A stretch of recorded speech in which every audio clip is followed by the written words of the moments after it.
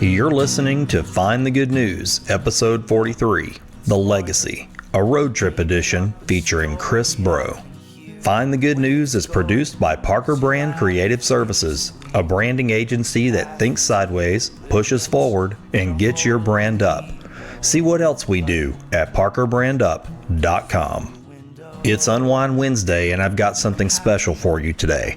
After telling you about it for many weeks, the first road trip edition of Find the Good News is finally here. It wouldn't have been a real road trip if I didn't forget something at home, and guess what? I did. I forgot the fish bowl.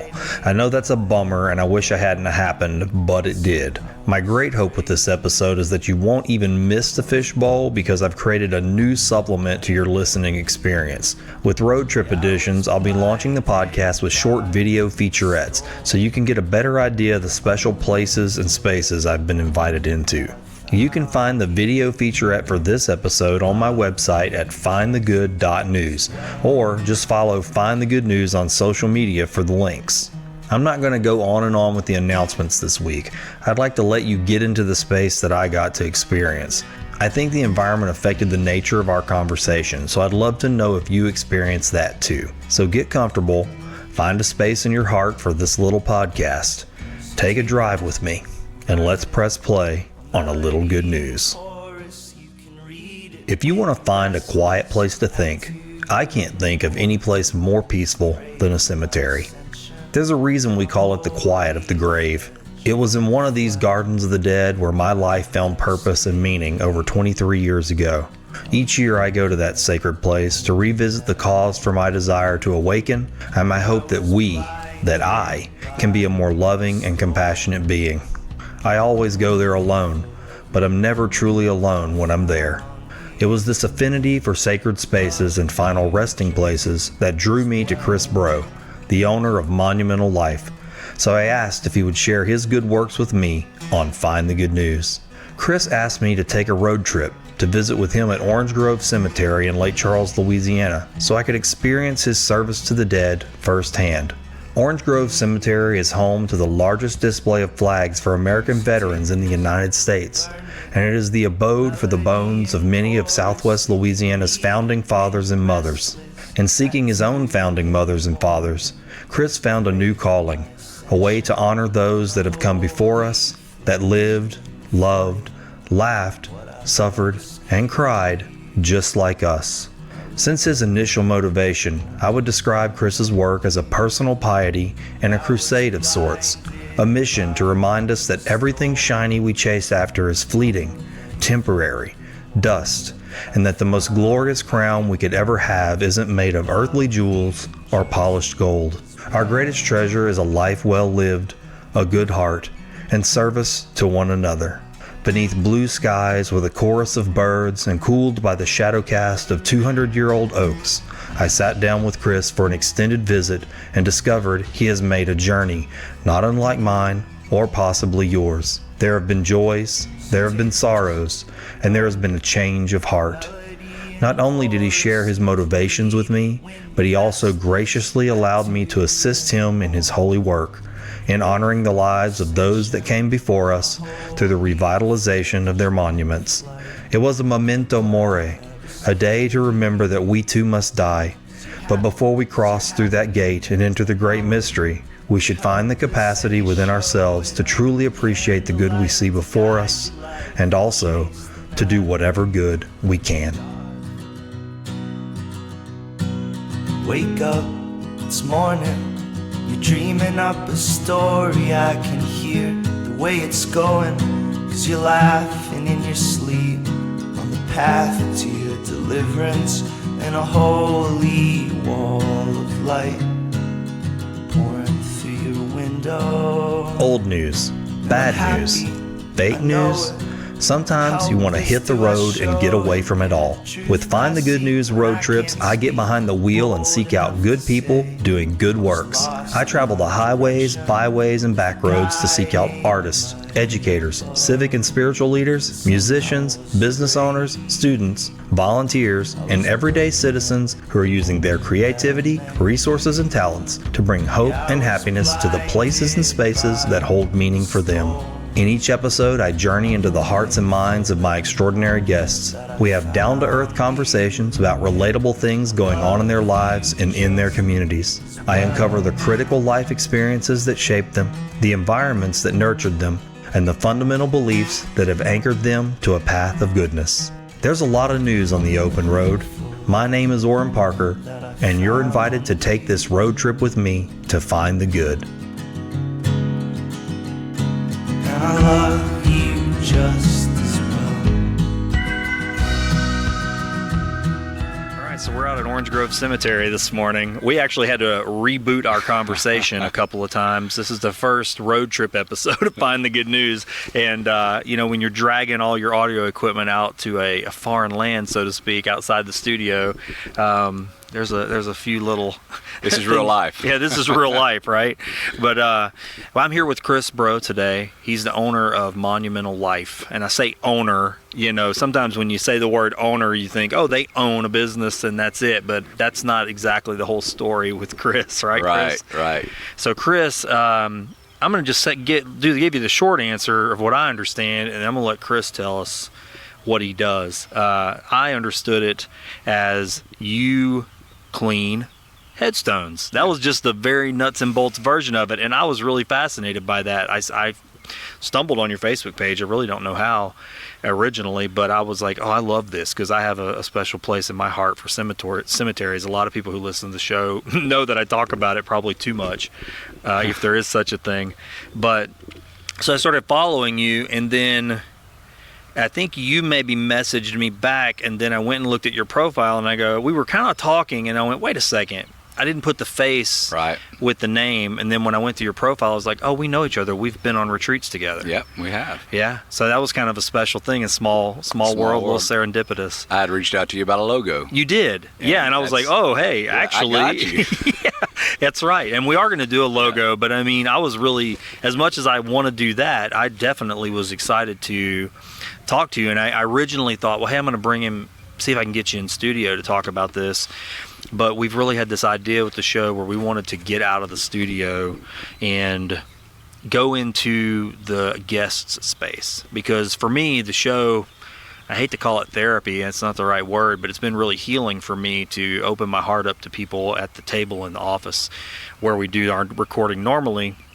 But I thought, how much more can I open my heart and my mind and let the space affect me, because I've heard that from other guests. They come into the space that we've created and they're like, I love this space, I feel comfortable here.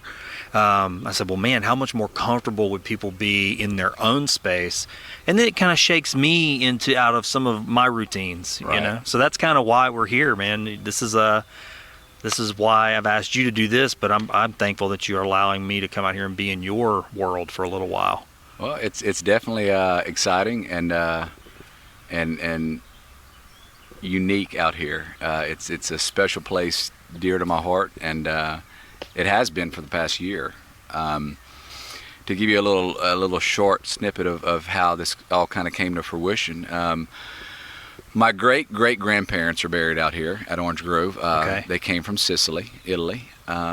And my great-grandparents are buried out here as well. So I have two sets of grandparents, one being great-great and one being great. And my mother and I came and found my great-great-grandparents' headstones or their graves. And they were kind of dirty, just a little. They were black. You could read their name, but you could tell that they may not have been cleaned. How long you think it had been since anybody had even stopped and? I have cousins and a great aunt who is 95 years old who's an angel, and all of her kids are great people, and it wouldn't surprise me if it hadn't been a couple years. I mean, you could tell that they had flowers, good flowers. Yeah. So that someone had been out there recently. It may have been 6 months, but out here at Orange Grove, there's no running water. Yeah, so okay. If you're going to clean a grave, you're going to bring jugs your own of water supplies, whatever. BYOW. Bring your own water. Bring your own water. Okay. And to clean one grave, you're going to need about 8 or 9 1-gallon jugs of water to clean it sufficiently so that, and that's just the headstone. That's not, and the one thing about Orange Grove and Graceland is a lot of the plots are above ground. Yeah, I see that. So you have not just a headstone where that's all you would clean. You have a full concrete 8x3 or 7x3 slab of either granite or concrete to clean as well. So you really don't want to clean just the headstone and leave the body of the plot black. Yeah, and so for our listeners, I've got listeners all over. Above ground graves are not common anywhere else really except Louisiana. Not right. I mean Louisiana and along the coast. And really, there's not a whole lot of cemeteries, modern day cemeteries, that have above ground vaults like this, unless it's a mausoleum or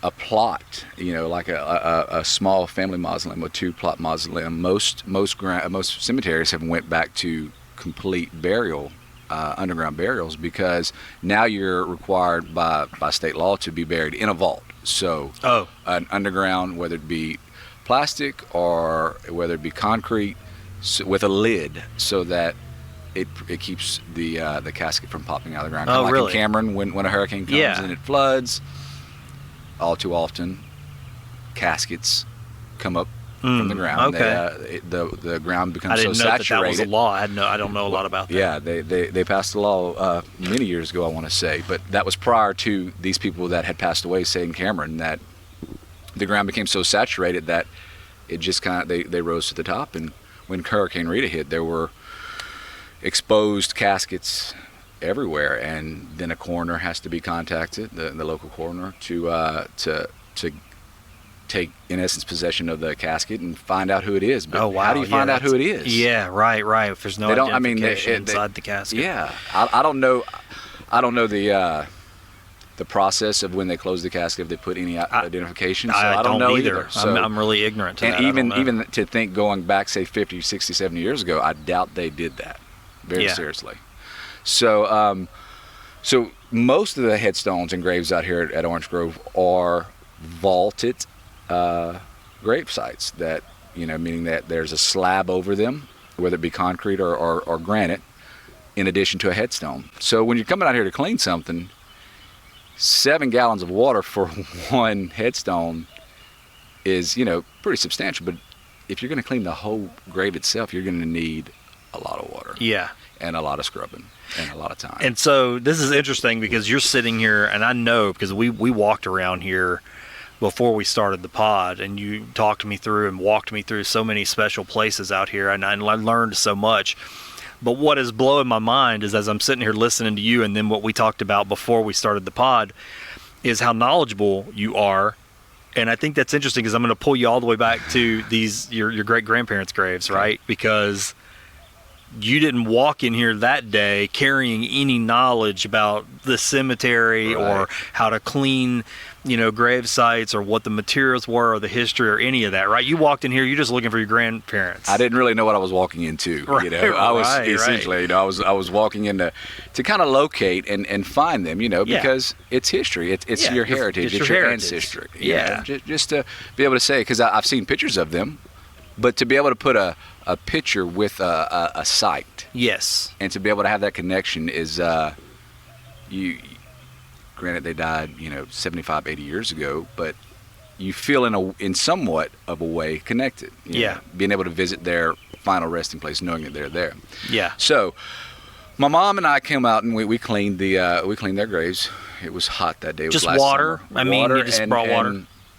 And Dawn. Dawn detergent. Man, Dawn's like a magic cleaner. I didn't know. But people use it to do all kinds of things. So after cleaning for like 2 hours, we're like, whew, it's hot. And because we're under a big, beautiful oak tree. Yeah, this space we're at's really nice. They're buried. It's wide open sun. Yeah. So I'm looking over here about 50 feet, and it's cooking. Yeah, it's already 9 o'clock. It's 85, 90 degrees, and there's just no wind. And no shade. And this was in the summer, right? Yeah. And this was in the summer, so it was like July. So we come out here, and 2 hours into it, we realize that we've only gotten one headstone clean. There's still a whole plot, and I'm thinking, how in the world are we going to, my poor mom is 65 years old, 68 years old. So I said, look, we're going to shut it down for today. We'll come back tomorrow. We'll do my great-great-grandfathers. So we did that.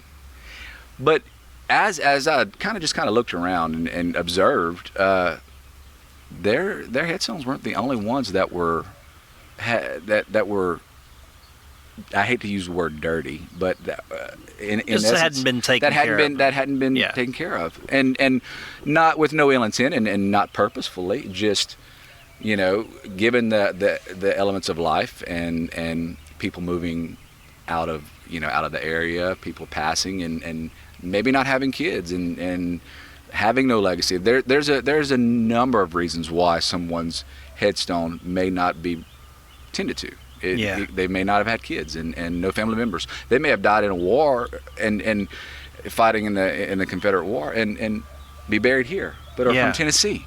There's several people. Well, and sometimes the bloodline trails out. Yeah. I mean, the last family member is buried, and then sometimes it doesn't go on. That's all, Right. and that's where it kind of stops. So when I look around, I don't look at, wow, how could these people do that? I look at it as an opportunity, and that's where I looked at it, as an opportunity to do service work. So all of this really kind of came to fruition before Monumental Life even was a need or an avenue, a venture, anything. I drove around the cemetery, oddly.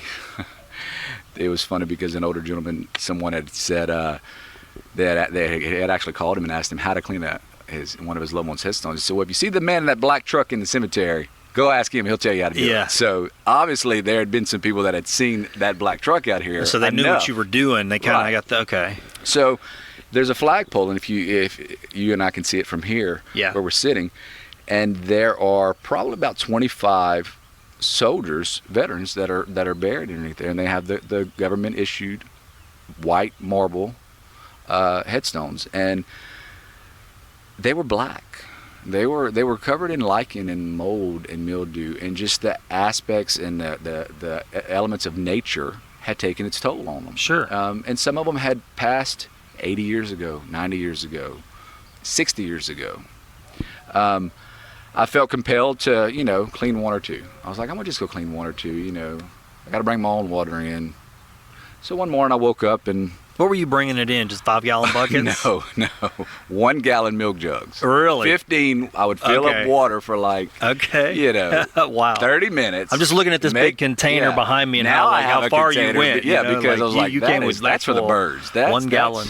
That's crazy. Then you got to haul water back. I was like, that's a lot. Plus, there's no shade over there, as you noticed. It's in the sun as well. I'm actually really thankful of the spot we're in right now. Yeah, we kind of planned that and picked it. You couldn't have felt any better. That was God saying we don't want those people to sweat. So we cleaned, or I cleaned 2 headstones that day, and when I tell you they went from being black and not being able to see their name or their rank or their date of death or which war they fought in, to being snow white, it took a little elbow grease, and it took about an hour to do, of sweat and scrub and rinse and scrub and rinse. It was beautiful, and it's kind of like I don't want to. Obsession is kind of a strong word to say, but you feel compelled because you see 20 black graves and you see 1 white one. Yeah, and you're like, oh, I've got to clean the one on the side of it because you don't want that person's to be dirty. Right. So that's where it becomes like, okay, well, I don't want this one to be beautifully white, and you have all of these other ones that did the same thing. They served our country. They fought for our freedom. They defended us. So you're going, well, I got to keep going. Well, I got to clean. I felt compelled and pulled. I was like, you done started something. You can't really just do one and stop. Kind of like a Lay's potato chip. You can't just eat just one. Right. You gotta. So I found myself coming every morning until about 10:30, 11 o'clock, because after that it's heat stroke weather. I mean, it's mid-July. Yeah. Okay. Is that when this was? This was. Yeah. Okay. So you're in last the summer. Yeah. Okay. So we're so not it took quite about there 3 yet. weeks. But, yeah. So this hasn't been that's interesting. So this hasn't even been a full year. You haven't had a birthday. Monumental yet. Life just came about in January. Oh wow. Because my background is sales and marketing. So I was in outside sales for 15 years, wireless telecommunications, and then in pharmaceutical sales. So supply and demand came in. As I'm posting these pictures on it was a cleanup day that we organized for Orange Grove for Veterans Day last October. just to kind of spruce up the cemetery prior to the Avenue of Flags, which, by the way, is the largest in the nation, with upwards of 1,100 donated casket-draped flags that were given to veterans' family members for their service at their funeral. Okay. And they're on display twice a year for Veterans Day and upcoming Memorial Day. And like I said, it's the largest in the nation. So that's definitely something that we, or I am proud of for being right here in Lake Charles, having that. Yeah, I didn't really here. realize that was the largest in the nation. Right. It's a beautiful thing, and the flags are huge. I mean, you think it's not a small, 4x4 flag. It's a huge regulatory size flag. Like, does that get a lot of national coverage? I think it seems like it would, but I guess I'm not aware. To tell you the truth, locally it does. Nationally, I'm not sure. You would think Arlington would have, but as far as displayed flags, yeah, right. These That's what I'm these are actually people sacrificed their flag that their family member was giving for their service to someone to protect it, and they don't get it back to them. They don't just bring it the day of the Avenue of Flags. The Avenue of Flags committee, I mean, they put so much work and dedication and planning towards this event, and so much care is given to these flags. I mean, they're a treasure to not only to the family that has lost a loved one, but also to everyone that lives here in Lake Charles. It's eye-opening because you see all of these flags, and then your mind kind of transports you back in time. Every one of those flags represents a life. A life, right. I think sometimes, for me, that's what I like about coming to the cemetery. And granted, how much time would it take to walk and honestly contemplate every life that's in here represented by a headstone or a nameplate?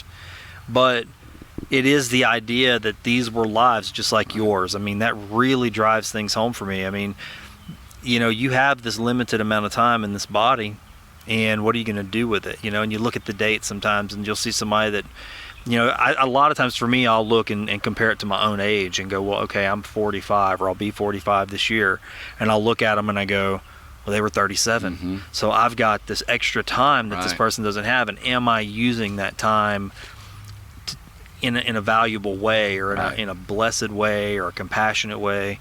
What do I want to do with it? Every minute I got past theirs, Or if you see a child, and I see a child that's 5, and I go, well, my son's 8. Mm-hmm. Have I used those 3 extra years that I got that this family didn't? Did I do something with it? Right. I mean, dude, that is, you can walk by. That's deep. You can walk by every one of these and have a meditation Exactly. that can change your life. You really and truly could. I mean, there are over 10,000 people buried here. Really? 10,000. I mean, I guess from our perspective, where we're sitting at, it's kind of hard to comprehend that, but I guess I can believe it. And I'm sorry, I'm jumping all over the place, but I think about comparing it to like a more modern cemetery, Mm-hmm. I'll call it, that has more of a avant-garde style to it.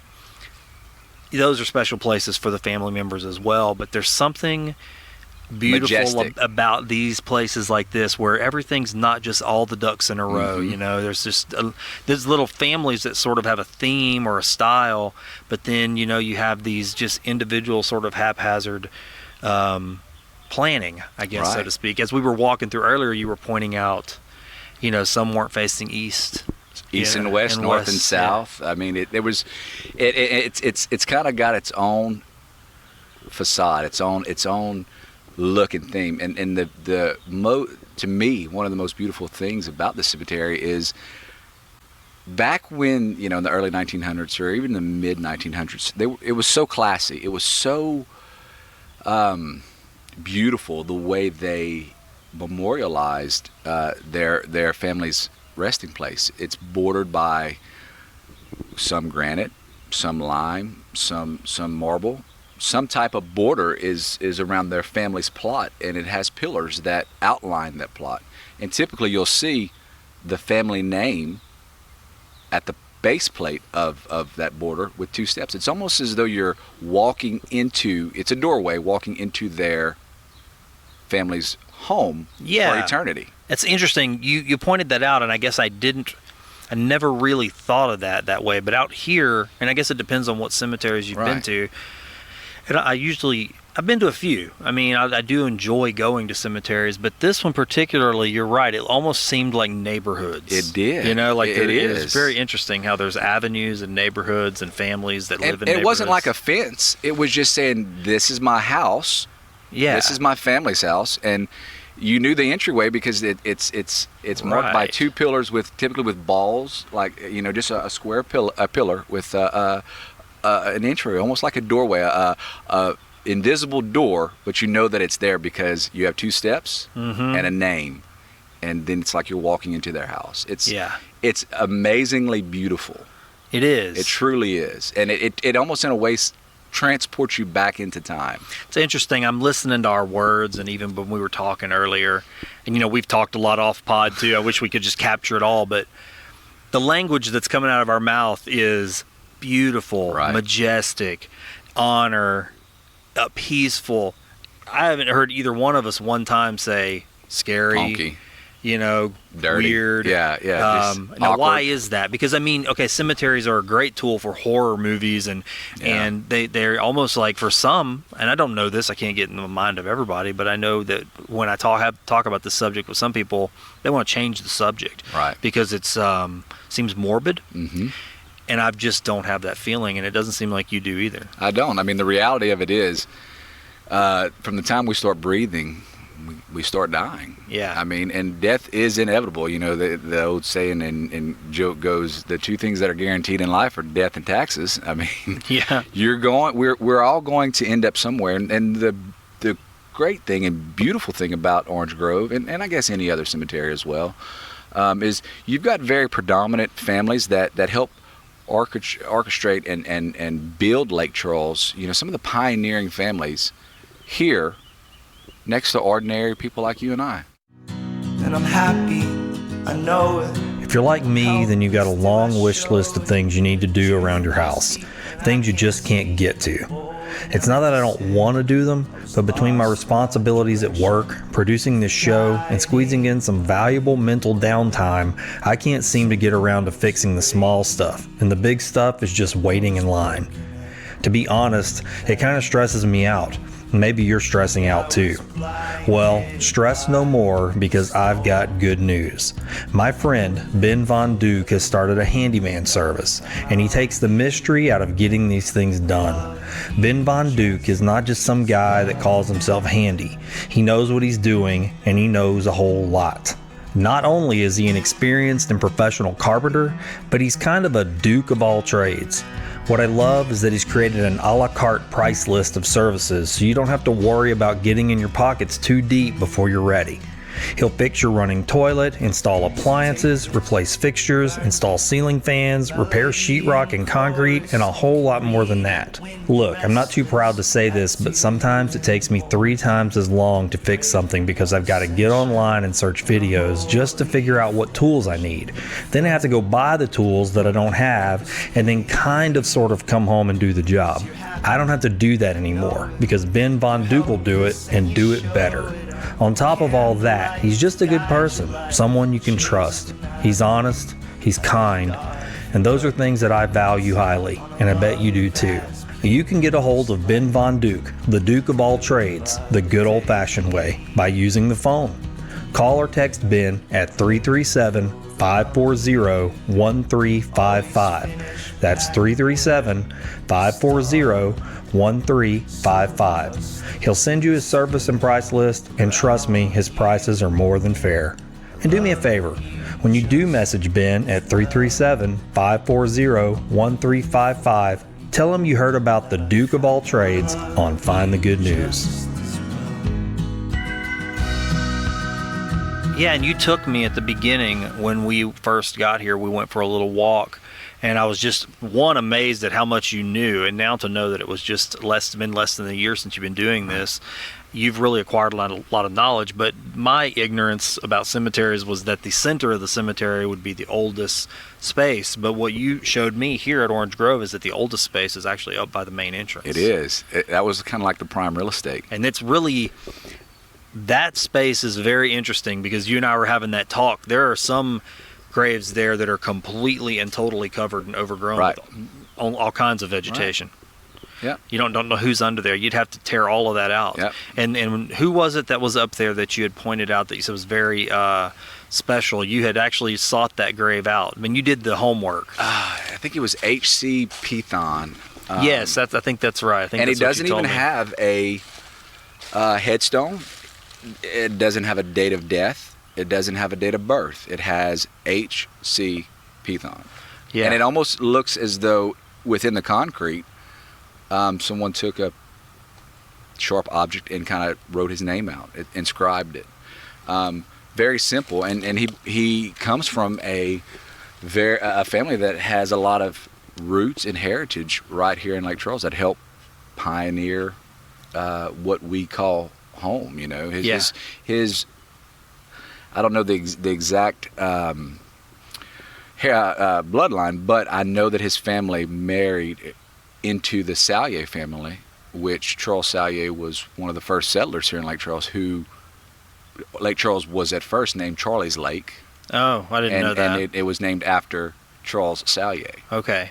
And then it became Lake Charles. I see. I didn't know that it was called Charlie's Lake. Yeah. I've never heard that Yeah. before.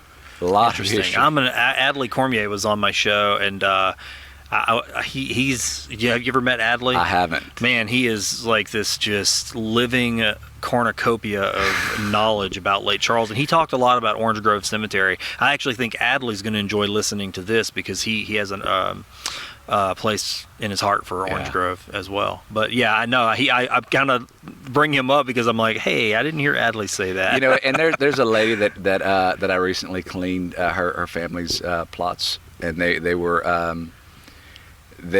a pioneering family, and I love having her come out and just visit with me while I'm cleaning, because she has so much knowledge, and she knew that it's not just W.T. Burton or Ethel Burton that the Burton Coliseum is named after. Yeah. She knew them. Right. She actually knew the Actual- people. Yeah, She okay. knew she knew these people, and you know, the Millers, where Millers Avenue in Westlake is named after, or she knew these people personally. And you know, I'm a firm believer that if we're not taught our history, then it kind of is forgotten, and we lose it. You know? Absolutely. If we don't believe teach our that. kids, you know, my son and I came out yesterday around 5:00, and put out small American flags into the houses. Which, No, the houses, let's talk about that. What are those? That's one thing that is very unique to Calcasieu Parish, and you won't go anywhere else in Louisiana or in the nation for that matter and find these veteran houses, as they're called.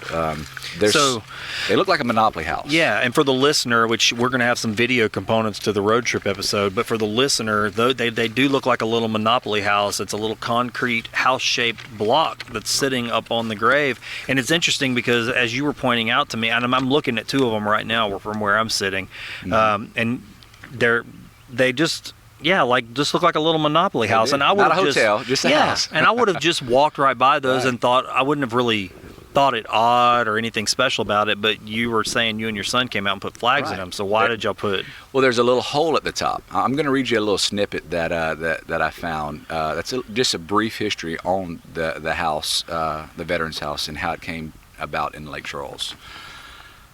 So it begins with, there are so many monuments and memorials to generals and units of the Confederacy throughout the South. The individual soldier is usually remembered solely by his headstone. If he has no government-issued marker, his service goes unnoted. In 1917, a group of veterans, Confederate, Federal, Spanish-American War, and World War, placed flags on the graves of all veterans in 52 cemeteries in Calcasieu Parish, Louisiana. They were appalled at the condition of many of the cemeteries and the lack of markers at the majority of the veterans' graves. They chose L.L. Squires, son-in-law of John McNeese, to oversee the making of all the veteran graves in Calcasieu Parish. Since many of the cemeteries were covered with briars and vines, reclamation work was the first order of business. Once reclamation was complete, each veteran's grave was marked with a wooden stake. The last of the process was to find an appropriate marker to mark the graves of the veterans from all wars: 1812, Mexican, wars between the state, Spanish-American, and World War. A concrete marker was designed and produced locally. The names of the designers and suppliers of the houses are not known, but Mr. L.L. Squires paid for the first markers personally. The Spanish-American War Veterans Group, Joe Wheeler Camp, began paying for them later. In 1930, the Calcasieu Memorial Association was founded and received $200 from the Calcasieu Parish Police Jury to purchase markers. Thus, the Veterans House of Calcasieu Parish was born. The markers measure 12 inches wide, 8 inches deep, and 12 inches high. There are 2 holes in the top of the houses for flag placement. The markers identify the veteran service as follows: 1812, for the War of 1812, Confederate, UCV, Federal, which is the Union soldiers, GAR, MEX, MEX for the Mexican War, USWV or SPAM for the Spanish-American War, and WWV for World War veteran. By May of 1942, Mr. Squires had overseen the making of 650 veterans' graves in the 52 cemeteries in Calcasieu Parish. These markers remain today not only as a monument to the veteran service, but to one person who cared and followed through with what he believed to be the right thing to do. We in Calcasieu Parish, Louisiana, are quite proud of our veteran houses, and there's no mistaking that when you drive or walk through one of our cemeteries, you will see one. Yeah, well, that's true, because now that's kind of all I can see. It's interesting, because at first, until you pointed them out, I had been, even when we were walking to the front of the cemetery, I'd walked right by them, and then when you explained it to me as we were walking back, it kind of jumped out at me. A lot of things now, just sitting here, just from that short time we spent at the beginning, are really jumping out at me. Because with it being made of concrete gets dirty. Think of your driveway. So if it's against a somewhat dirty headstone, you may not see it. It kind of just blends in. Yeah. So it doesn't stand out. That's right. But once it's clean and you see that little American flag, that's what draws your attention. That's what catches your eye. And that's what my son Jacques and I were doing yesterday. I'd say, okay, I see a house. And he would say, oh, Dad, can I go put it in? I can put that one in. How old is your son? He's 3. Oh, wow, man. And my daughter, Jean-Claire, I bring them out often to come and clean. They enjoy it, as crazy as it sounds. But if we don't, I'm a firm believer that if we don't teach them early to embrace life, to embrace death, to take care of your family even when they're gone, they don't know any better. If they're not taught any better, they don't know any better. So this is going to get kind of personal, if you don't mind. But so where does that start for you? I mean, can't just have started here that day. No, I just really, for 15 years being in the corporate world, I just kind of got tired of being a number on an Excel document, so to speak, or a quota in a territory. The money was great, but nothing can replace that feeling in your heart where you really feel like you have a purpose. I mean, what's your legacy going to be? Oh, he went to doctor's offices and supplied simple drugs. That's great. That's amazing, because some people have a desire for that. And I'm not knocking anyone's profession, because I loved it at the time, but somewhere it didn't fulfill me personally. Yeah. It didn't bring the joy that I in a way hungered for. Yeah. When did that hunger start?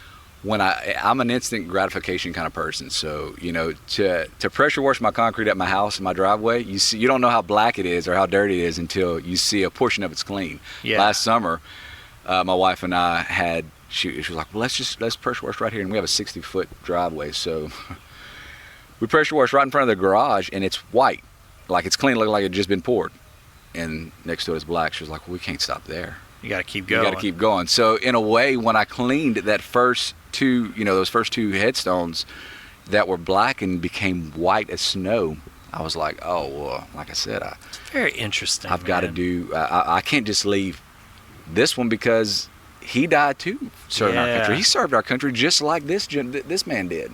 This gets me thinking about people's gifts, like I think, and this is a conversation it's kind of been going on in some of my circles over the last few weeks, and it's about, everybody has a part to play. And what I mean by that is there are a lot of problems in the world, right? I mean, on it's multidimensional, and every direction you look, I mean, and I'm not talking just turning a circle up, down, every 10 directions. You can find a cause. Yeah. We've got environmental problems, we've got psychological problems, we've got financial problems, we've got just you name it. Okay, Right. I'm not gonna get into all the problems. And sometimes we can think the thing that we're focusing on is the problem. If you see, that's because it's something we're focused on.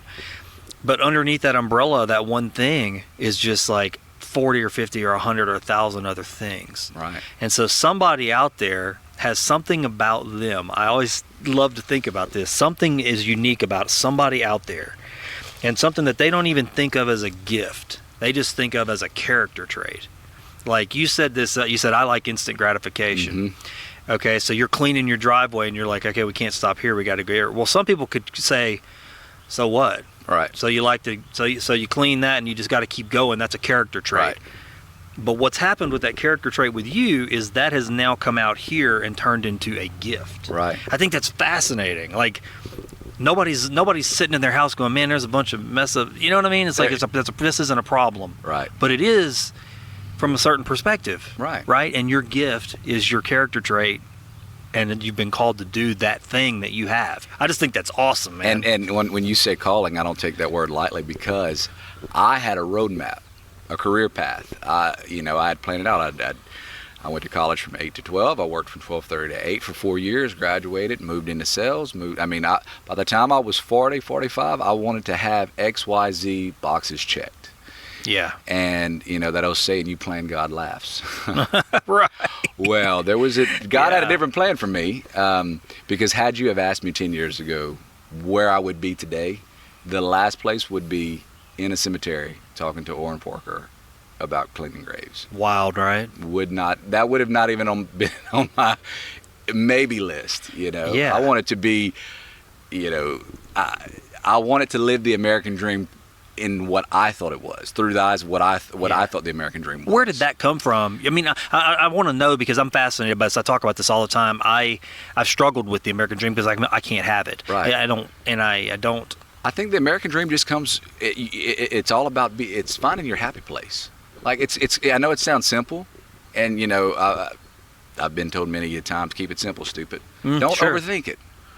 Whatever. But what was it to you, the American dream? Like, was it a wife, kids, a house, kids, car, being financial stability, having being able to provide for my family. My father was a rice farmer for 35 years, and the one thing, I'm the youngest of 5 by 10 years. So my older 4 siblings the twins are 10 years older than me. So okay. Oh, I was okay. in a sense an only child, because there's a 10 year gap.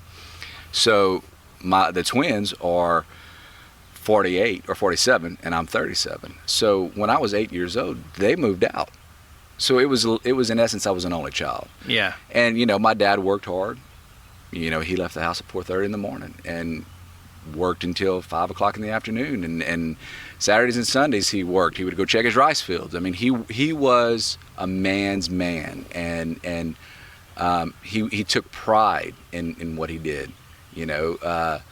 As do a lot of everyday people just like you and I. They take pride in what they do, no matter what little part of the world they're doing it, whether it be selling rice or forming beans, whatever they're doing, they're making, that's hopefully that's their happy place. That's their American dream. Because for me, what I thought my American dream was really just a fad. It was just something that I'd almost programmed in my own mind, that I don't want to have to worry about financial stability for my family. I don't want to have to worry about this. So I'm going to go to college, and I don't want to work out in the heat, I don't want to have to work a show. I don't want to have to, sweat because it's only going to lug 15-gallon jugs out and clean. I don't. No. So I'm going to go to college and I'm going to get a good job to where I can work inside and I can not have to do that. I saw what the toll it took on my father, and not that I want to take the easy way out. I just wanted. I knew that I wanted, and he wanted better.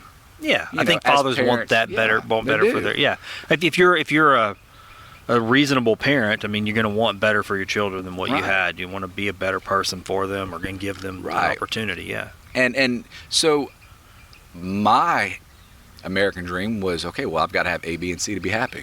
Right. Well, you get A, well then B, C come along. Well, then guess what? I'm still not happy. I need D. Well, what's D? Right. Then you start making things harder and more difficult, and searching and chasing. Yeah.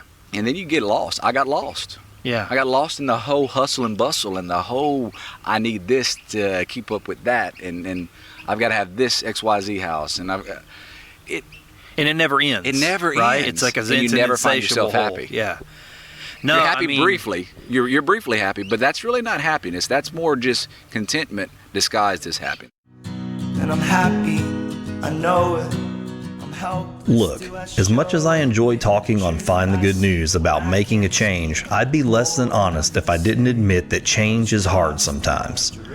I should get more quiet time. I should exercise more, walk more, sleep more. And the one thing that I know I should do, without a doubt, is eat better, healthier, and fresher.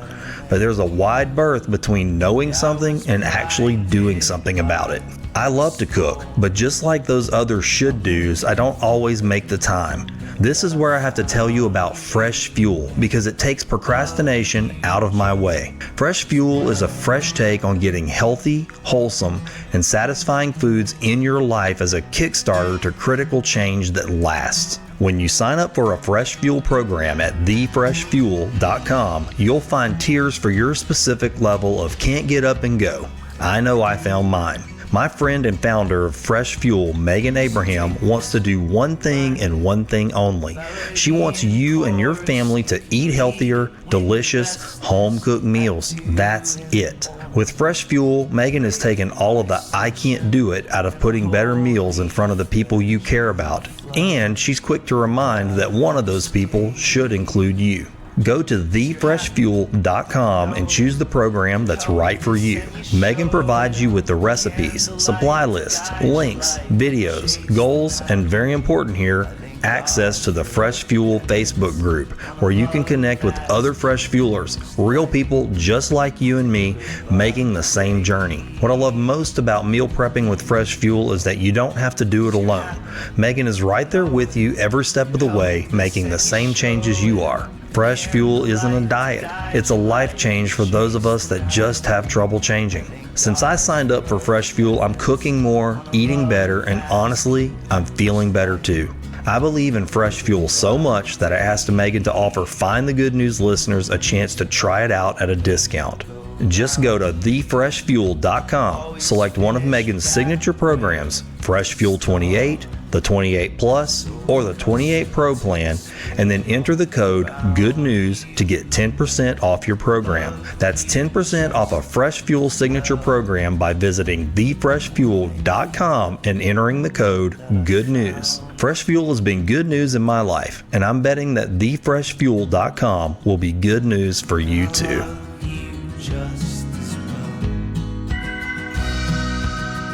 In Buddhism, there's this symbol, and it's called the hungry ghost, and they're these creatures that have, if you see drawings or paintings of them, they have needle-thin necks and mouths, but their bottom is a big like drop in the belly, and so their hunger can never ever be filled. They can't fit through the little hole fast enough.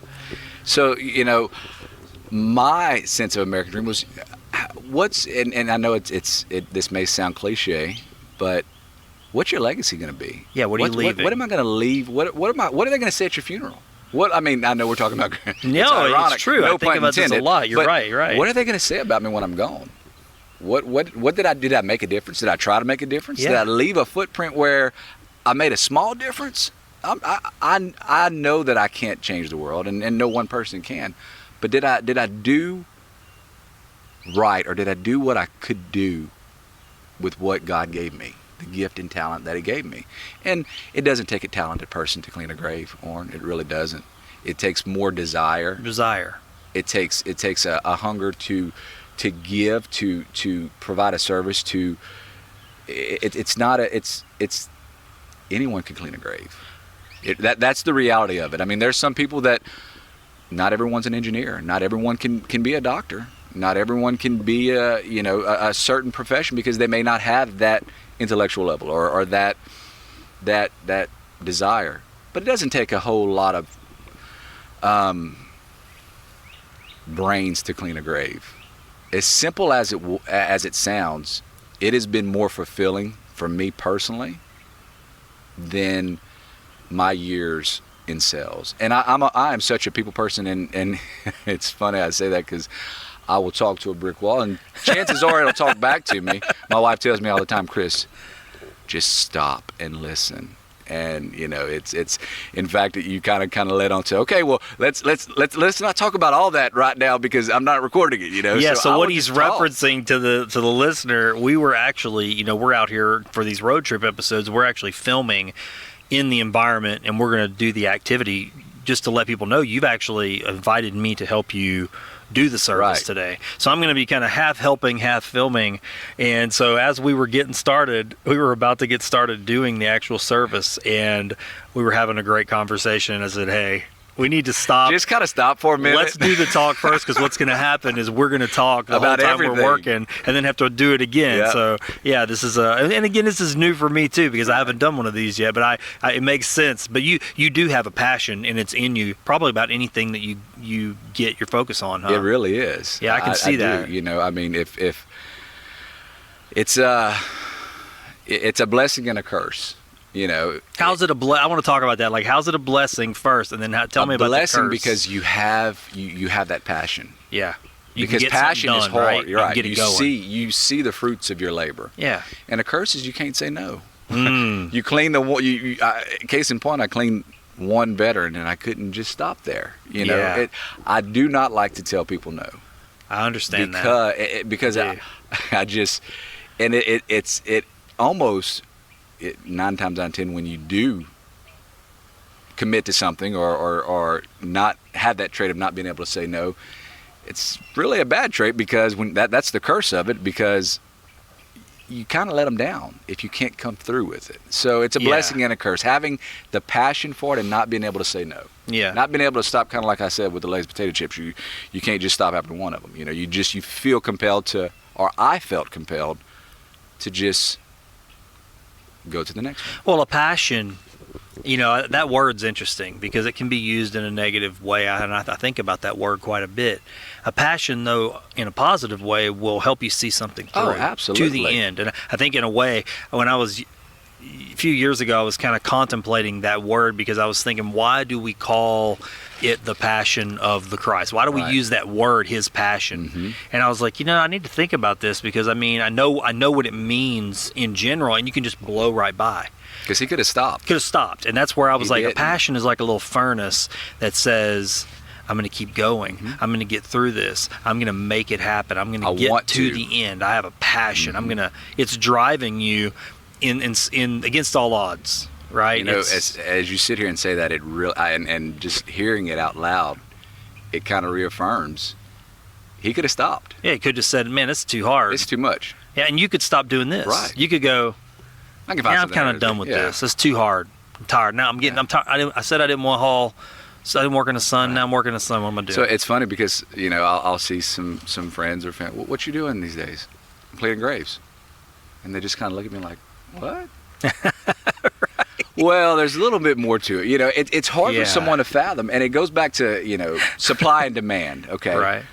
It's very difficult. As easy as I said, it doesn't take a rocket scientist to clean a grave, but physically or based on equipment, you need water, you need stamina, you need commitment, you need passion. Yeah.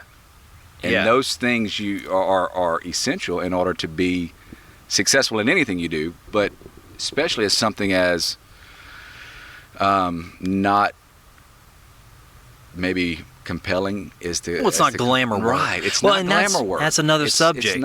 It's not like you get a badge of honor, and that's right. You don't get. I don't get a that boy, and I don't want a that boy. No, I mean, because look, I get man. what I feel in my heart is completely worth it. I mean, Chris, we're alone in here. We are. This is a big piece of property, and we are absolutely alone. Now, outside, you got Broad Street and the other surrounding streets. It's very interesting, I think. In fact, I can barely hear that. I know. I thought we're going to get in here, we're going to have all kinds of noise, and all I hear is birds and the breeze. Yeah. But out there, man, and right now, we're both kind of taking a break from that world, and it's like that's what's going on out there, is getting a little bit of that boosty boost. Yeah. It's like, hey, I feel good. I'm getting a little attention. I'm somebody. Right. Hey, my coffers are full. And I mean, we all go through it when you get out there, but you get in here, something else starts working on you. And it's something. It's weird because it's like, I know you're looking at like this. You're looking at these blackened graves and maybe broken grave headstones and things moved around and just things that need to be cobwebs and vines and all this stuff, and there's nothing glamorous about it. But man, how is that filling you up in a whole nother way? That somebody giving you an award, right? Ain't gonna do. It'll be stuck on a shelf. Right. I was successful at what I did. It didn't. It's a temporary fulfillment, and for me it was. It's that hunger of always wanting something more, and I guess it's that same hunger that I'm using to fuel this passion, because I can see the beauty come back. Yeah. And in this cemetery, and this is one I like to work in the most, is because it's so peaceful. You won't find this anywhere else, or I haven't found it anywhere else besides Orange Grove and Graceland. We're sitting under majestic 150-year-old oak trees that are just gorgeous, and not 2 or 3 of them. You're looking at 25 or 30 or 40 of them, sitting among some of the people that helped develop and pioneer the place we call home. Yeah. 200 years ago. Right. That were so impactful to our culture today. I mean, we're sitting among some of the greatest people to ever live in this area. Yeah. We drive down the streets that have their names. Right. Yeah. Yeah. I mentioned that it's crazy. Those aren't just names. Those are actually families. Yeah. And they're named because those families did something important and impactful. Something special, man. As you were just sitting here talking, I don't remember what it was you said, but I was just thinking about how, and I guess it's just a metaphor, what you're doing is a great symbol of just the inner work that we can do on ourselves. Right. Because, you come out here and you see a grave, and I mean, you took me by many of them, which we're going to show the listeners in the video, where they really look pretty bad. I mean, some of them look like they'd been burned or pulled out of a volcano, really. Mm-hmm. And what you've done is you bring that back. I mean, that pristine state, that white as snow, and you never know that it looked like that before. I just can't. I don't know. Your story, as you're sharing it and just listening to you talk, I'm going, man, look at you. You too are like what you're actually doing to these stones. I mean, you went after A, B, C, D, got lost on the way. And fail. You know, you got vines and you got leaves and you got the soot and the mold and the black, and it just starts to rest on you, and you start to feel like you look at yourself in the mirror, and I'm throwing this on you. I don't know if this is true, but I mean, you can look at yourself in the mirror, because I've been there, and go, is this who I am now? Right. But you don't have to stay that way. Right. At all. You can do the same work. You got to have a little bit of passion for it and do that work, and you can get yourself back to that pristine state, And you can find your happy place, and you can have your own American dream. You can make your dream whatever it is. Whatever it is, right. There's no, the American dream is so just thrown, the word is thrown out there so randomly. But what is it? Right. And it's different. It's different for every everyone. American. Exactly. Right. What's your dream? Well, your dream may be financial stability, or your dream may be XYZ. And that's okay. If you're happy, whatever makes you happy, because you know what, at the end of the day, tomorrow isn't guaranteed. Well, that's we're sitting right. among Proof people positive. That's right. The graves that we're going to clean today, the two, It's a man who fought in the war, and he caught the Spanish flu, and he came back from the war, and his fiance cared for him. She took care of him, as any good fiance, any good wife, mother, So they would weren't do. married. They weren't married yet. They had planned their future. He was off at war. They had planned their future to when he came back. They were going to be married and live a long, happy life and grow old, rocking on the front porch of their house, like we all hope and dream, and some of us are grateful enough to have that, to experience that. She cared for him and caught the Spanish flu From him. And she died a week after he passed. Man. It's a tragic love story, if you really think of it. Tragedy at its worst, but a love story at its best. Because the love that she had for him in caring for him, she sacrificed her own life, essentially. Because in caring for him, it cost her life. Yeah. So that's the tragedy of it, but the beauty of it is she loved him enough to sacrifice her life. It's interesting because this story of these two graves that of the people's graves that we're gonna be cleaning. I was just having this conversation with my daughter yesterday, and then with some other people that are close to me that I work with as well. We had a vehicle accident about a month ago, and the vehicle she drives has been in the shop. And so she's been in a rental car. Well, yesterday we went and picked the vehicle up, and we were driving to go bring the rental car back, and then she got hit by another car in the rental car. And so, I told, and I wasn't with her when it happened, and she called me and she said, it's just, why does this stuff keep happening to me? And I said, I think that's a huge mistake sometimes that we can make. I said, it feels like things are happening to us, but the perspective that is more peaceful and more comforting to me is that things aren't happening to us, things just happen. And sometimes things happen and they align and they make us feel like something, like we're cursed, or that there's some kind of luck, or that there's something being placed upon us. And I said, but sometimes it just is that three bad things happen in a row. And it's coincidence, and it isn't that you're being punished. It's just that that's the way it happened, and so you don't need to, and that you're involved in it, and action was taken, and there was a result. These two people, you could say, oh, that's bad fate or bad luck. It's not. It's just she chose to love him and care for him, and she caught his flu and she died. And it is a tragedy, but it wasn't like a intentional fate or a curse, or I don't know. And I think it's sometimes hard for us because we want to place when bad things happen like that, we want to look outside and go, oh, why did this happen? And we don't want to use the word beautiful. No, beautiful tragedy. Right. That's an oxymoron. Right. How can you use beautiful and tragedy in the same sentence and compare them equally? Well, it is beautiful. Yeah, and I think about that about the dead a lot, man. I mean, being out here, just being a full disclosure, open and honest. When I am in a place like this, I think, am I valuing my life? I have obtained human existence. I get to be a human being, man.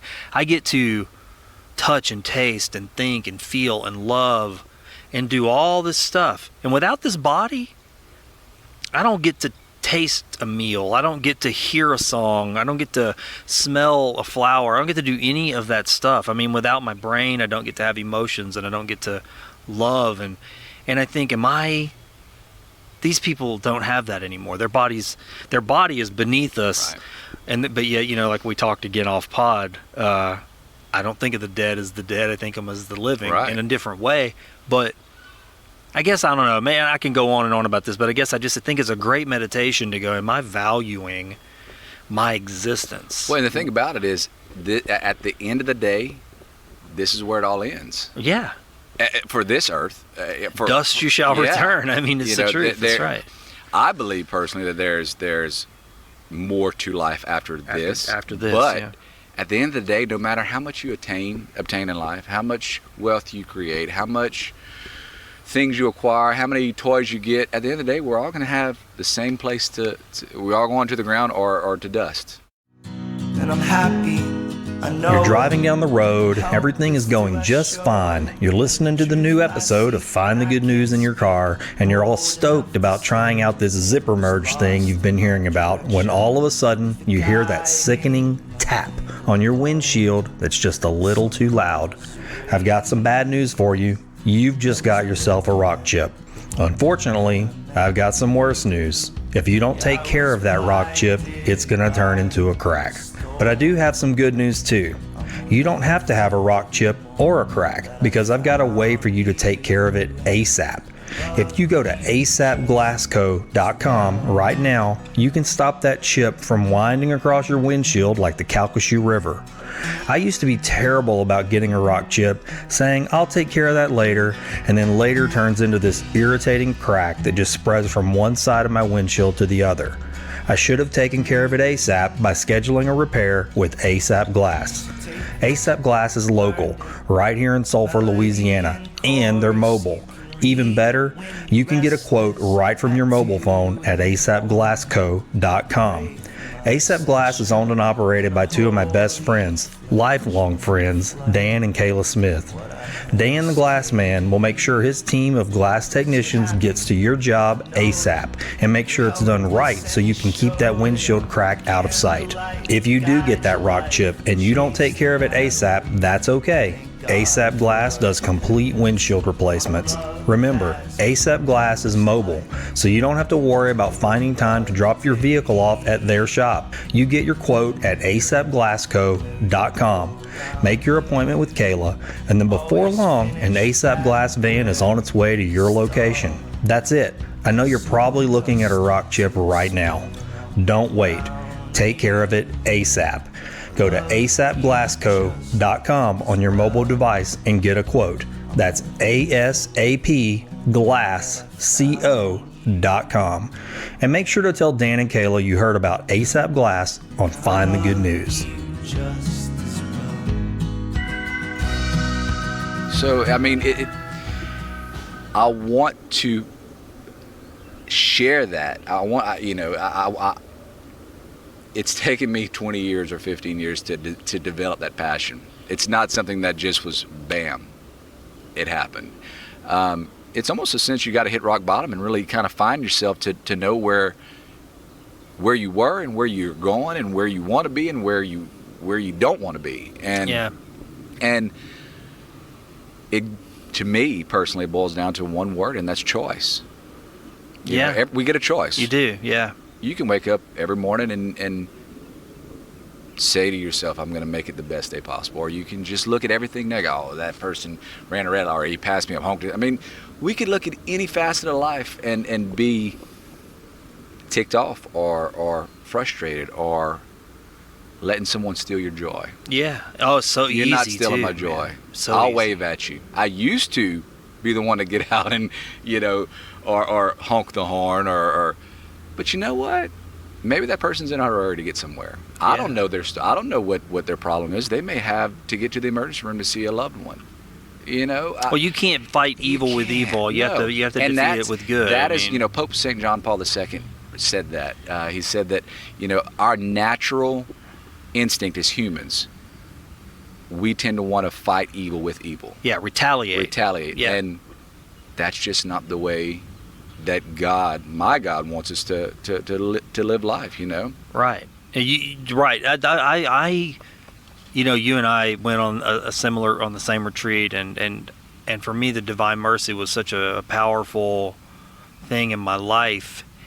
And when I think about that word mercy alone, just that one word, I think, when somebody hurts me, even if they don't know they're hurting me, or if there's something happening that's negative, or especially when it's surrounded with an individual, because all life is just relationships. I mean, that's where the bulk of our sufferings come from, is just our own minds first of all, and then relationship with others. People, especially people that are closer to you, because you've opened your rib cage. They can really get in there and stick exposed. You're exposed. But if I can, take on that practice of going, okay, can I show mercy and compassion even though it goes against like my initial instinct? The more I do that, the more that muscle of mercy just gets bigger and stronger. And then instead, now, and it's crazy because I'm about to cry right now talking about it, because, and you know why I think I'm about to cry? Because it's getting in there, because it's the truth. It is. That mercy, I would rather fall down and cry in front of somebody that's hurting me now, and just hug them and pour out that on them than retaliate.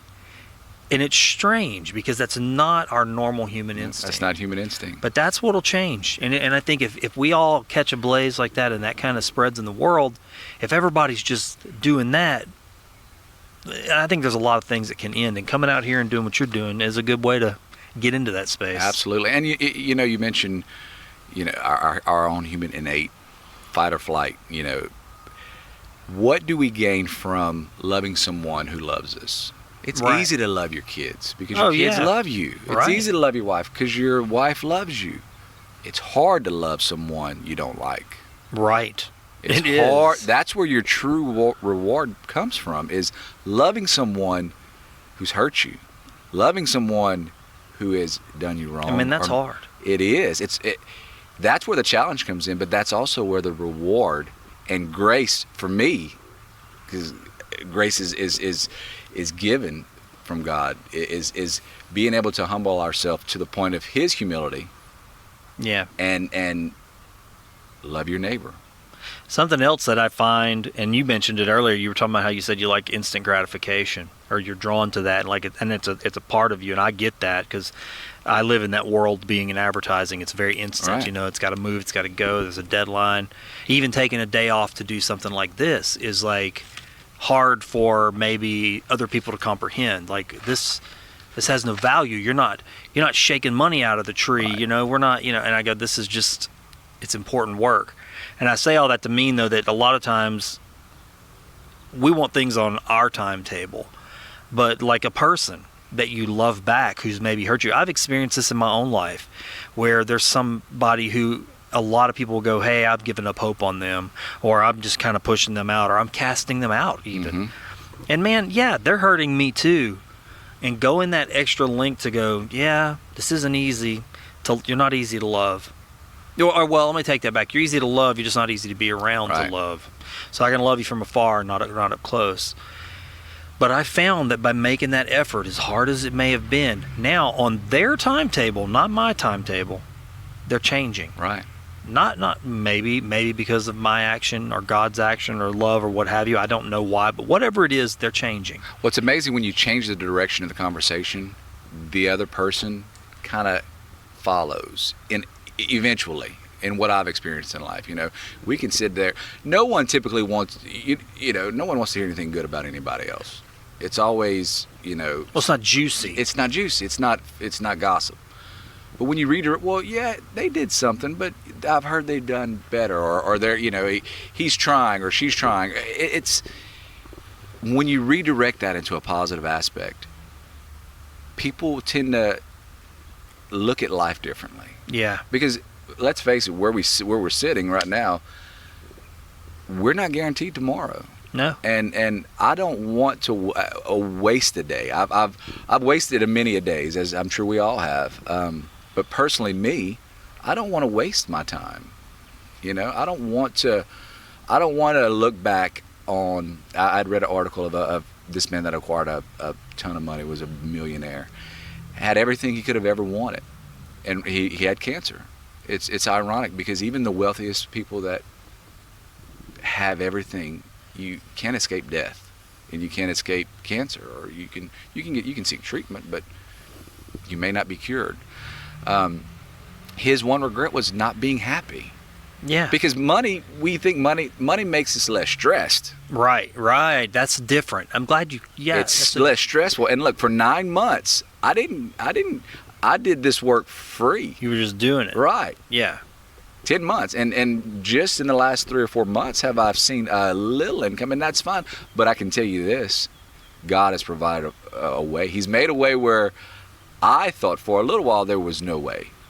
But then I just said, you know what, I tried to drive the bus myself, and it didn't work out so well. So I'm going to I'm going to see where you take me. I'm going to trust you. And that's a hard thing. It is, because what we can't see is hard to trust. It's hard to touch. Yeah. So trusting for me was a very difficult or a pivotal turning point for me. And I just kind of walked out on faith and said, you know what? You've provided so far.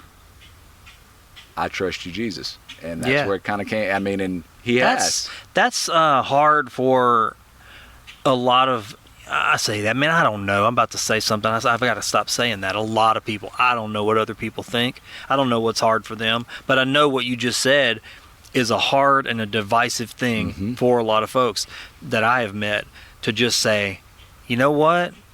I'm just going to do this. I'm going to step off a cliff and trust in something that I don't fully understand. Right.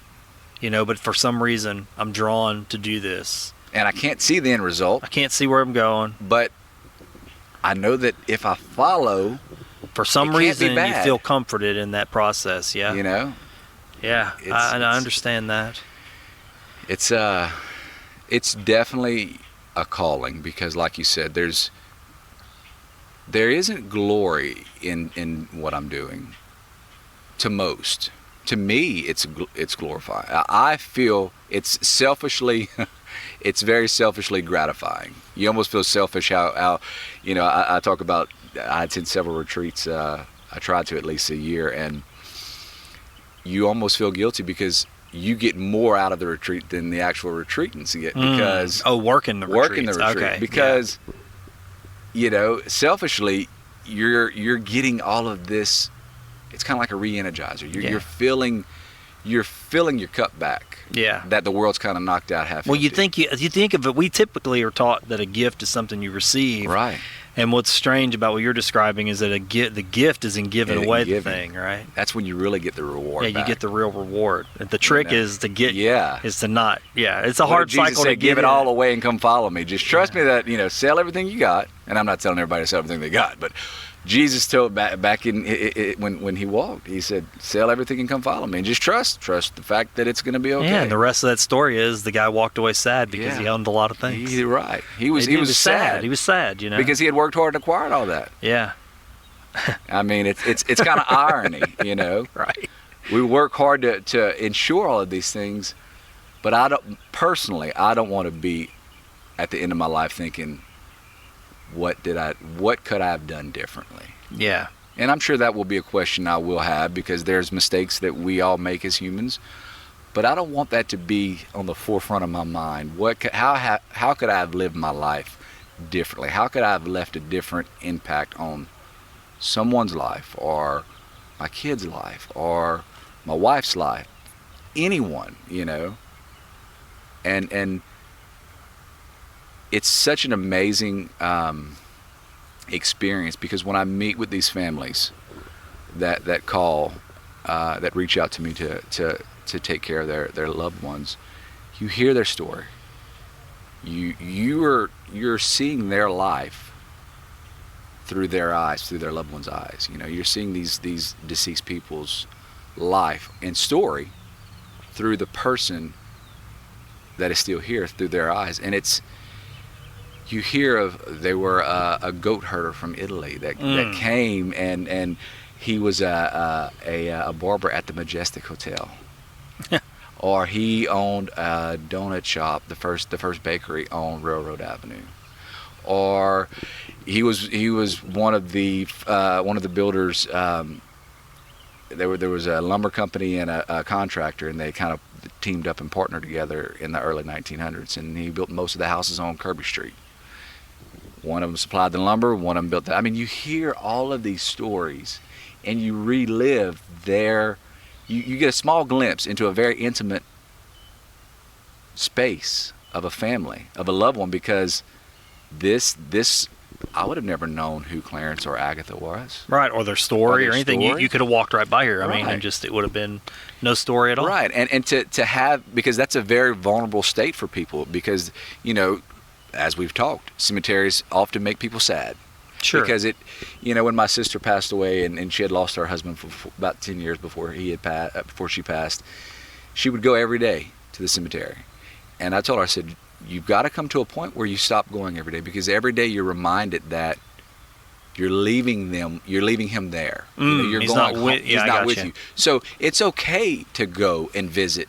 Every other week, but every day everyone has to grieve. There's a grieving process. You have to, or you'll never truly be healed, or that void will never be filled. But there's got to be a phase of that in your life. But if you go every day and it becomes a sadness, and you're reminded every time you get in your car and you drive away, you're leaving them. Right. So right. to see and sit with these people, these families, these compassionate, loving, caring families that want to have this service, to restore their family's love, their resting place, to hear their story and to hear of who they were, their struggles, their accomplishments, their legacy. And that's a huge word for me, is a legacy. And You've said that. That's a few where I kind times. of the name of the business that I started, Monumental Life. And in my eyes personally, any life can be monumental. You don't have to move mountains to be monumental. Yeah. You could be doing your little thing, the best thing that you can do in your little part of the world, making the world a better place to be monumental. Yeah, and I like that. It fits into what just in talking with you, and I can't help but think about some of the things you said. I mean, having a monumental life and leaving a legacy, and what kind of legacy you leave, that's important to you. I mean, you were talking about your dad. You think of your dad, you frame your dad in a certain way. I mean, you were very clear about the way you perceived him, why he worked the way he worked, the way he felt about what he did, and what he wanted for you. Right. That's his legacy to you, and you have almost a duty to take that legacy and then do something with it. And now you're taking that and letting it transform you and go, okay, it did transform you. It steered you. You looked at him, you made your decisions, and now you're going, okay, now how do I want to steer my children? Do I want them to look at me and go, yeah, Dad didn't work in the sun, right, but this is where Dad chased A, B, C, and D. Right. Well, now you're teaching them something totally different, man. What kind of legacy is this? I love that. I was just telling my son that the other day, or maybe it was even yesterday. One thing that he's really caring about right now is waste and consumption, and so he's been trying to redial his purchases, like, reusing cups and not using plastic straws and little things like that. And he said he kind of gets a little bit of beef at school because he pulled out a metal straw the other day. And somebody was like, oh, and they were kind of making fun of him. And he was like, hey, whatever, And I told him, I said, it's not my generation that's going to see the fruits of those. I said, that small little action, you're 16 years old and you're retuning yourself to make a change. I said, when you're my age, and if you keep on that track and you keep changing them little things like that, that's going to be totally normal. And then your kids, they won't even, they will think it's completely insane that we threw things away and didn't reuse stuff. I said, so you're take the laughs. Right. That's new redial. I've learned that what other people think of me is none of my business. No, man, yeah. And that's what? If I let someone live rent free in my mind, because of what they think, live rent free. Yeah. You are not. I have too many other things that make me happy, joyous, and free to let you steal my joy. But there was a point in my life where that was a driving factor. You're always worried, or I was always concerned with what would people think. How would what? To a degree, I still have that concern, because that's normal as human beings. That's feelings. We have that emotional it's relationship. We're people are mirrors. But it doesn't consume me. No, I think I feel the same way. I mean, it happens. We all do. You can't to be immune to that and live out here in the world. I mean, if you lived in some retreat center, I mean, dude, you've been on enough retreats and worked enough of them. If you were in a retreat center all the days of your life, you'd be perfect, praying and meditating and praying again. If we would be and here all people, day, because really, how much peace do we have here? Who's bothering you? But when here? we step out of that, when we drive out that driveway, the real world's That's right. there. Red lights, red lights, car accidents. Getting across the bridge, all the stuff that consumes social media, even. Exactly. Right. I mean, social media is full of that, and it never ends. No, and I look at it as I'm able to spend my time in this joyous, happy, and peaceful place. Like, people may think it's crazy, but I look at it as, hey, I'm the one that gets to sit under the 200-year-old oak trees and feel that breeze. Yeah. And I get to go to a peaceful place and work. Right. How many people could say they go to a peaceful place Right. all day, all day and work? Yeah. Because there are phones ringing, and there are other employees you have to interact with. Yeah, and there absolutely. are lunches you have to worry about bringing. Yeah. It's Well, it's the clock, man. It I mean, is. it's a clock. I mean, it's unfortunate that it's that way, but everything runs on time. And then when you get into that, you start getting into time. You got to be here at 8, and then here at 9, and then there at 9:30, and this call at 10, and then this at 1, and then quick break for this. I mean, dude, you Conference you call, lived in it. conference Yeah, call, conference call, setting video expectations, quotas. It Oh, yeah. just Yeah, and it consumes It you. did. And while it's got you, you ain't thinking about who am I? What kind of man do I want to be? What do I want to teach my kids? If that can keep you so busy that you don't think about that, and then what do? You your coffers get full, and then you go buy something nice, and then the paint wears off, and you got to get the next thing. Right. There's a song. It's called "American Dream." I Yeah. think it's by either Casting Crowns or Mercy Me, and they talk about a dad chasing the American dream and how his son asked him to play, and he said, "Not today. I couldn't because he was busy at work." Yeah, and I've heard he this slipped song. into his Yes. BMW and was he was doing his thing, and he saw that he would rather take a shack on a rock than a castle in the sand. There you go. And why are people writing songs like that? Exactly. Because that's a real plight. It is, and they've It is. experienced that. They've experienced that castle in the sand. But as soon as that storm came, where'd it go? Yeah. The ocean took it away. The water took it Yeah. away. Oh, well, and But even that out shack here, is gonna man, stay. I mean, Yeah. you're right, and it's interesting too, because I mean, these headstones are made of marble, but they can look like they're not made out of marble, but They can look like underneath- concrete. Yeah, Because that's we were just talking to you. I said, Oran, what do you think that is? Marble or concrete? And he took a good guess and said marble, only because there was a there's little some chip. exposed white I was spot. being a detective, but Right. yeah, I knew there's a trick question. That's why But it looked like concrete. it did look like concrete. Honestly, that one. I don't want to talk about those two for a second because you pointed those out specifically. Those were the ones that are relatives of Edgar Allan Poe. Right, they were descendant. Mr. John Poe, who was a mayor of Lake Charles. Okay. I don't know the exact time. It was in the early 1900s, but he is a direct descendant of Edgar Allan Poe, the first American poet. One of the first recognized American poets. And at the bottom of his marble ledger, there's a small poem. How it's kind of ironic and fitting all in the same breath. But it talks about eternal life and how this world is is temporary, in essence, and poetic and truth just really is spoken. And before you would have never even known it was there because it was black. But once I started cleaning it, and it was just. The Poes didn't call me. There may not be any Poes that are still living here. I kind of like you said, you get drawn to a specific grave, and I was like, I'm just going to clean this. Yeah. And now they're beautiful white. You can read their name. You can see the poem that is inscribed on he and his wife's headstones or marble slab. I mean, it's beautiful, and they're white. They look like fresh snow on the ground. For those of you that go snow skiing, it looks like powder. Yeah. I mean, I was actually amazed because right next to them, there were two that were made of the same material and the same size. Right. But those are the ones I was saying, they look like they've been burned in the Those are the fire. ones I got to clean. Yeah. Because that guilt kind of sets in, like, that, man, I got to, I don't want to. It's having kind of a burning desire and a heart for it where you don't want to disappoint.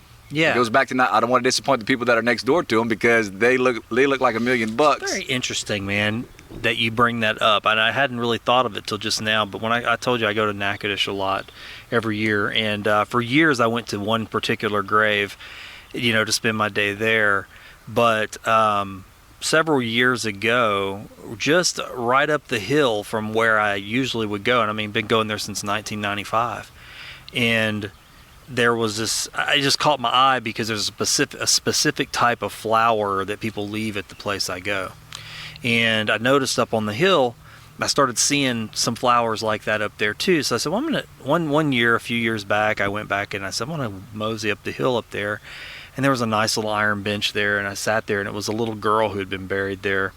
But used to, every year I would always go to that one place and clean it up and bring fresh flowers and bring some new adornments, to make the place special. But now it's the same thing. I couldn't get that other one out of the little girl's space out of my mind, and so for the last few years I always bring something there too and spend some time there too. And it's interesting because I know what you mean. It's like there's a compulsion there to go. Why that space? Why this person? Whatever it is, it touches my heart. I don't know why. I can't explain it. I don't know what the value is to anybody else. Maybe her parents go by there and it's nice to see fresh stuff. I don't know, but I do that now, and I don't know if that hey. I get it, is what I'm saying, basically. It's almost as selfishly I get it. Like, it's fulfilling for you because you feel like, I feel like, well, now you just got a shower. You're clean now. You're good. Yeah. And the person may have passed away in the 30s or 40s. They may have never been clean before. And they may stay clean, and I say clean, and hopefully they'll never look like that again because it took 70 years to look like that. Hopefully between now and 70 years they're clean once or twice, but they'll never be in that state again. Yeah. It's and the service that we offer, it's not it's affordable. It's not something and that was one of the things that I really wanted to incorporate in my business, because monetary gain in my eyes, it was never about the money. It was because it's a service, a supply and demand. Going back to being in sales, you have a demand for it, and if you can provide the service, then obviously there's a need. But I want it to be obtainable for anyone, to where the average person can say, whether it's $55 or $75, it's not out of their price range to be able to have that, to be able to give that to their family member. And I'm happy, I know it. I don't know what you look for when you travel, but one of the things I look for when I'm putting together my itinerary is a unique museum or gallery in the city I'm traveling to. I do this almost every time I go to a new city, but if I'm being honest, I'm guilty of not always doing that very thing right here at home in Sulphur, Louisiana. That's really a shame, because we have one of the most interesting, historically relevant, and culturally rich corners in any city in the country about 2 minutes from where I'm sitting right now. I'm talking about the Brimstone Museum and Henning Cultural Center. Have you ever really thought about why our city is named Sulphur? They've got a permanent exhibit on the history of the sulfur industry that answers that simple question and more. You really get a full scope of just how important the sulfur mining industry was to the development of Southwest Louisiana and the impact it had on the rest of the world. Yes, the rest of the world. On the same property, right next door to the museum, is the Henning Cultural Center, presenting some of the most interesting, modern, and culturally relevant local art shows I've ever seen. My dear friend Tom Trahan and the Brimstone Historical Society have really worked hard to give us this treasure, and it's a multifaceted jewel that I plan to take advantage of more often. You don't have to wonder what their hours are, or how to get there, or what shows are coming up. Just go to brimstonemuseum.org like I did, and subscribe to their mailing list right there on the homepage. That's brimstonemuseum.org. Tom will make sure you start getting the announcements for each and every new show at the gallery. But you don't have to wait for the mail to arrive to enjoy this historical local treasure. You don't have to be guilty, like me, of overlooking a local wonder that conveniently sits next to the Grove, one of the most beautiful walking parks in Southwest Louisiana. Drop in and say hi to Tom for me. Tour the museum and center, and make sure to tell Tom that you heard about Brimstone Museum on Find the Good News. You don't want someone I wouldn't want someone to say, oh, I can't, or feel I can't do that because I don't have $500 extra each grade. Even when somebody passes away, I know when my father passed away, that's a difficult time. And anybody who's been through it and had to be the frontline person to interact with the funeral home and take care of the services, it steals you in a way, because, and again, I'm not speaking for everybody, but I know what it did to me. You find out, let's say 3 o'clock in the morning, So you're awake at that point. There's mourning, then there's the family mourning. You're interacting with your other siblings and your mother and anybody else in their mourning. And then, then within hours you're at a funeral home, Right.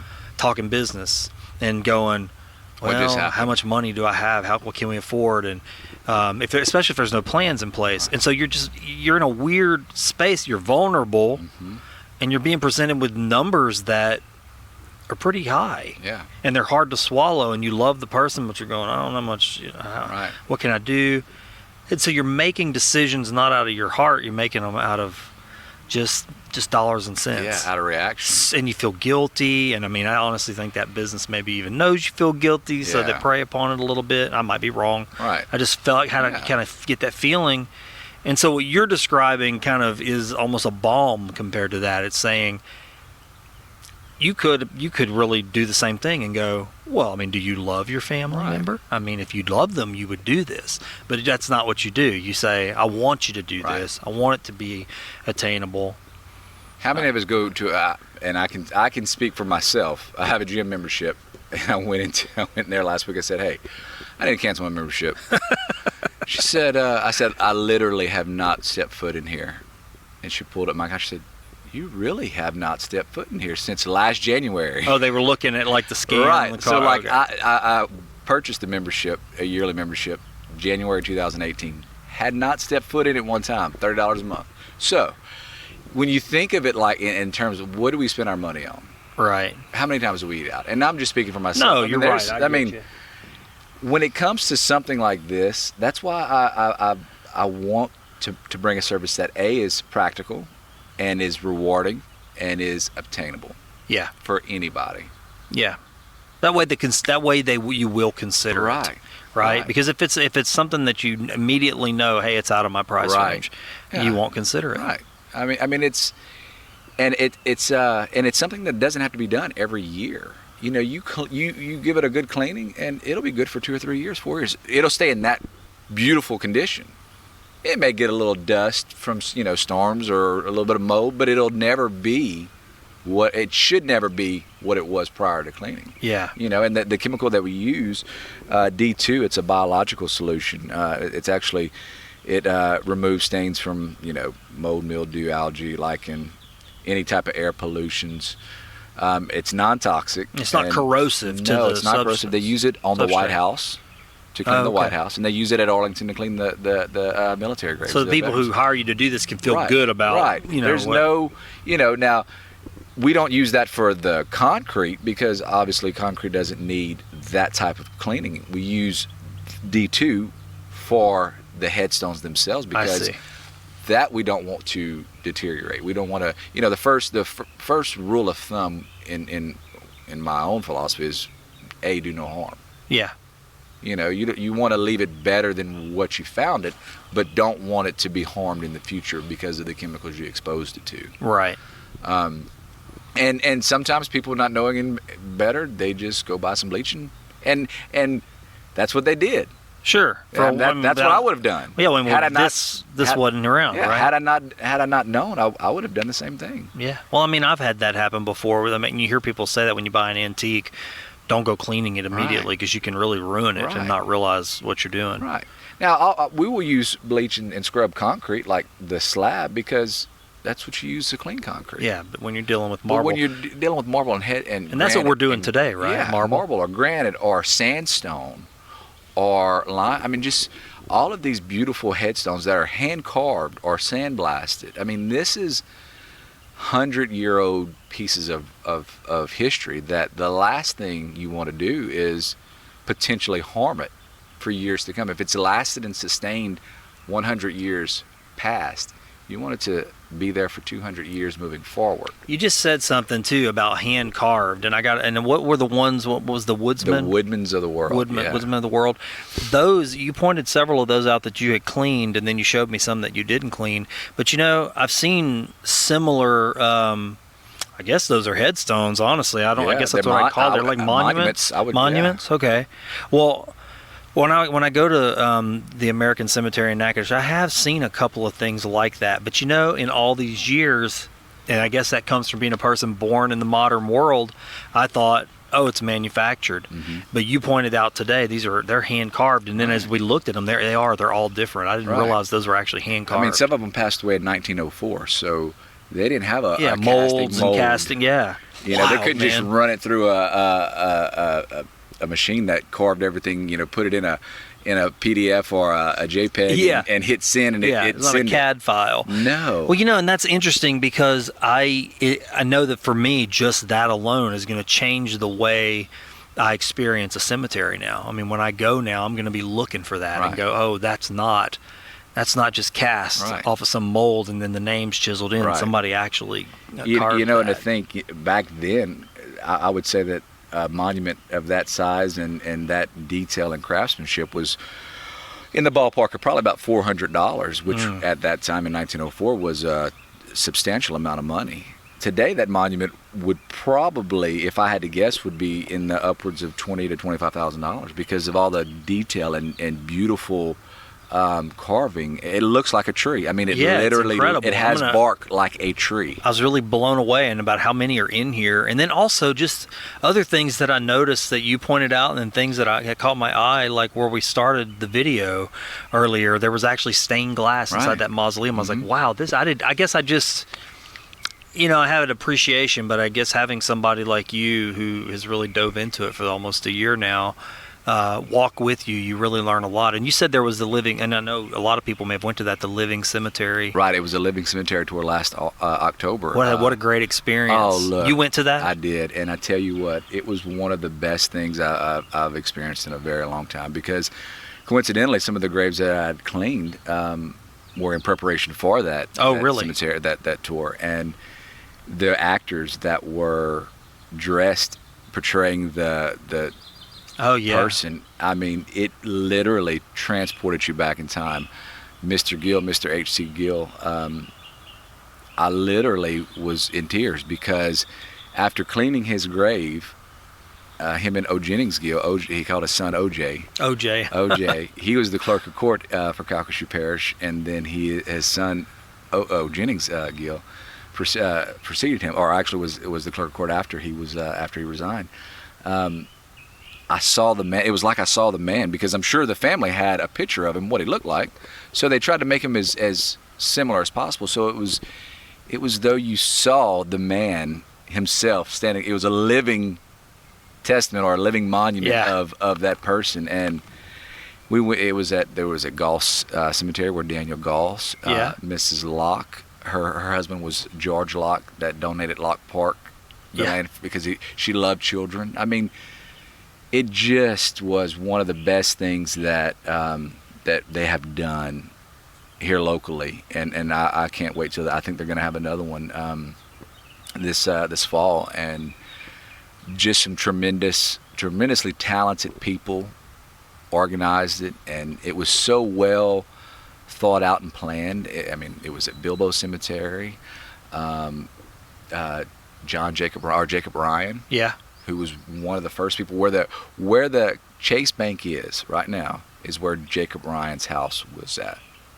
Okay. And he was one of the first people to live here. Strange how history sort of trucks along and things get after erased. the fire in 1912. Oh yeah, that was a big reboot for Lake Charles. Right. Yeah. So I mean, you visited all of these people, and Margaret Bilbo, she passed away when she was like 12 years old, and they had a little girl playing her. I mean, it was such a beautiful walk back in the time. I mean, and my daughter, John Clover, she was like, I don't know if I want to go, Dad. I'm like, no, you coming. We're going. And at the end of it, she was like, oh my gosh. Mayor Hunter played a part in it. I mean, it was so gratifying, and for the family it had to have been to know that their loved ones had played such a large influential part in cultivating our what we know today as our backyard. Yeah. I mean, it's such an amazing thing to think how simple a graveyard is and how sad it could be. Yeah. Right. Potentially be. Right.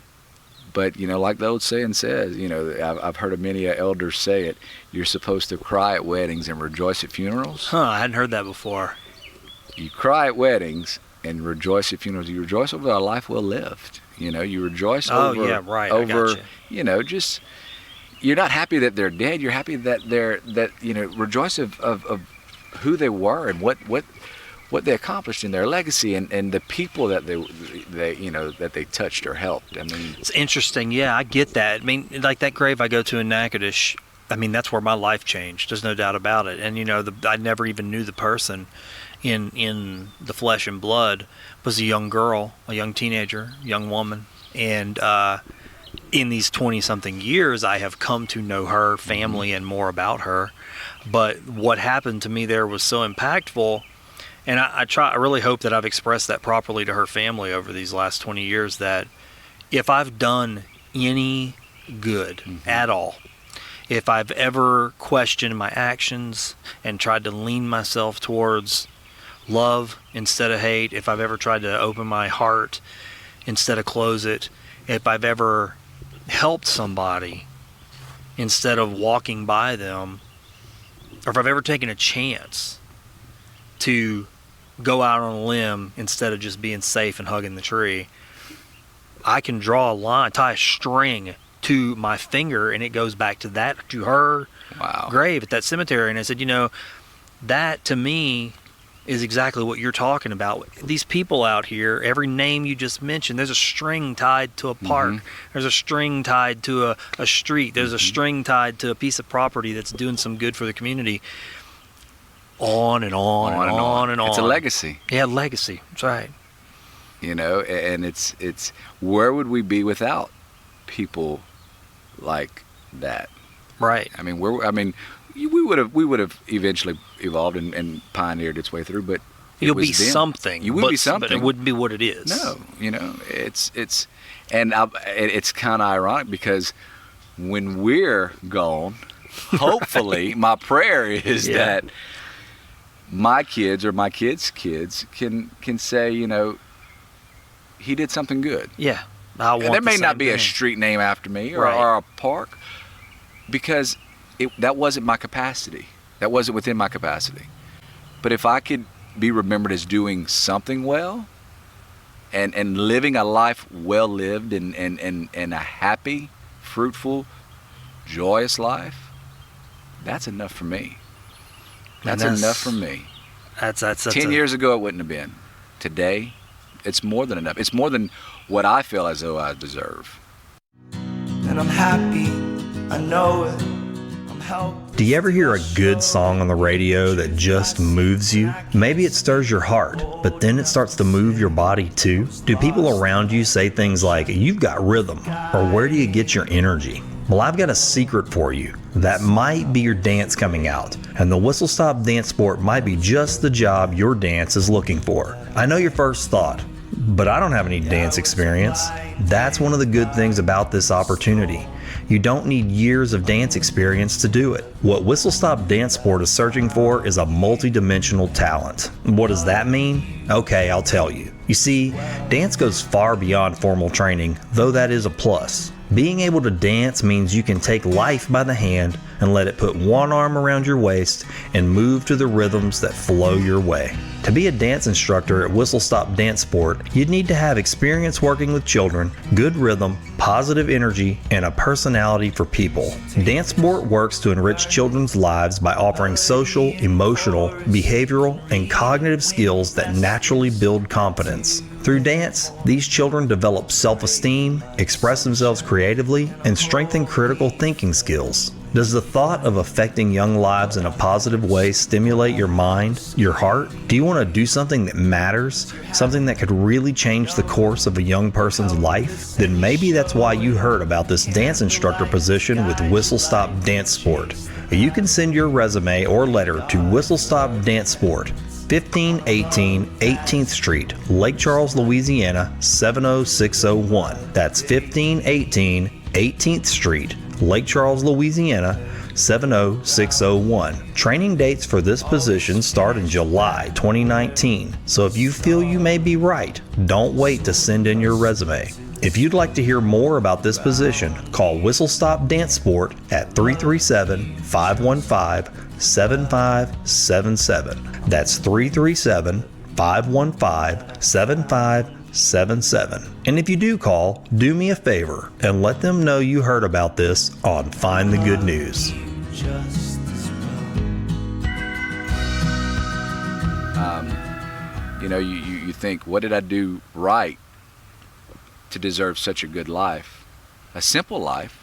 And then you kind of touched on earlier of why me? Why do these things happen? What did I do wrong? Well, I believe that God is he's making diamonds out of coal. It's and the only way you can make a diamond out of coal is if you put pressure on it. Extreme pressure. Yeah. So the more pressure you put, he's making diamonds out of all of that coal, all of that mess. It's going to turn into a message. Yeah. It's interesting because I listened to a guy talk the other day and he said something similar. And he was talking about, and I think I even talked about this as my last guest, so I apologize if I'm repeating myself, but I thought it was really a good way to look at things like that. He said, if I told you today, I need you to go pick that 300-pound object up, you could get over there and try and you're going to hurt yourself. Right. But if a little bit at a time, day by day, over 5 years, 10 years, you train your body to do that. Then I tell you, now go pick that up. Well, then you pick it up with ease. Deadlift, no work. That's right. No hurt. Everything in our lives is kind of building us in that way towards something. So things that seem hard are supposed to seem hard at first, or bad things that are happening are shaping you for potentially something. And if you're looking and waiting and you're open to that, you might find it like you've like done. I did. I had to really surrender, and I guess that's another word that comes to mind is surrender, and that's a tough word to say. In our and swallow. world today, that word, nobody likes that word. No. Surrender means you quit or you give up. Well, surrender is also saying, you know what, I'm not in charge. I can't be in charge because, at the end of the day, I'm sure your plan's a little bit better than mine. It has to be. I trust that it is. So when I fully surrendered is when things kind of just fell into place. And it's as simple as it sounds. It's one of the most beautiful things you'll ever experience. It really, for me, it is. And I can only attest to what I've experienced. Yeah. Well, I think about it lately. The last few days I've been thinking about dominoes for some reason, and I was imagining these dominoes. Sometimes you set them all up, and you're a kid and you're going to make them all fall down. But I remember being a kid, sometimes I would do that with dominoes, and then I'd think, okay, it's going to work. And I would flick it, and maybe 30 of them would fall, but there would always be like a little row that didn't quite go down because one of them just kind of missed off the mark. And I thought, that's kind of sometimes what it's like when I get in my own way. Mm-hmm. It's like if I can just trust a little more and be open a little more, I can be a better domino. Because we don't want to fall right. Right. We don't want to give up right. We want to stand up, and we want to be kind of, look like we're standing up and strong. We want to be that domino that's upright. We don't want to be vulnerable. I want to be vulnerable, but that to fall over and just be that trusting domino that's like, hey, I'm going to fall and to fall right. Right. And in a way, that's kind of ironic now that I'm saying that. I didn't realize what I was saying, but like when you lay down in the ground, when they put you in the ground, you want to fall right. You want to fall right. Right? You want to know that when you're preparing for the last days of your life, that you lived I want to know that I lived a life well lived, that I did what I could do to leave, even if it's the smallest impact, leave the world a little bit better than the way I found it. And I know that sounds corny. It doesn't sound corny. I don't think it sounds corny at all. And even if my legacy is the grave cleaner, no, that's hey, and that's okay for me. That's okay for me. I think there's a crown in that, man. Well, I mean, I don't know. I'm just one person, but it's I think there's a crown. It's hopefully it's I don't know. It's hard to put into words. It's one of the most, like I said, fulfilling, heartfelt, satisfying things that you could do, or I could do. I have done. So, if somebody wants to hire you, right? How do they get in touch with you right now? We're working on our website to be developed, but we have a Facebook page, Monumental Life, LC, at Facebook. All right. Google Monumental Life on Facebook search.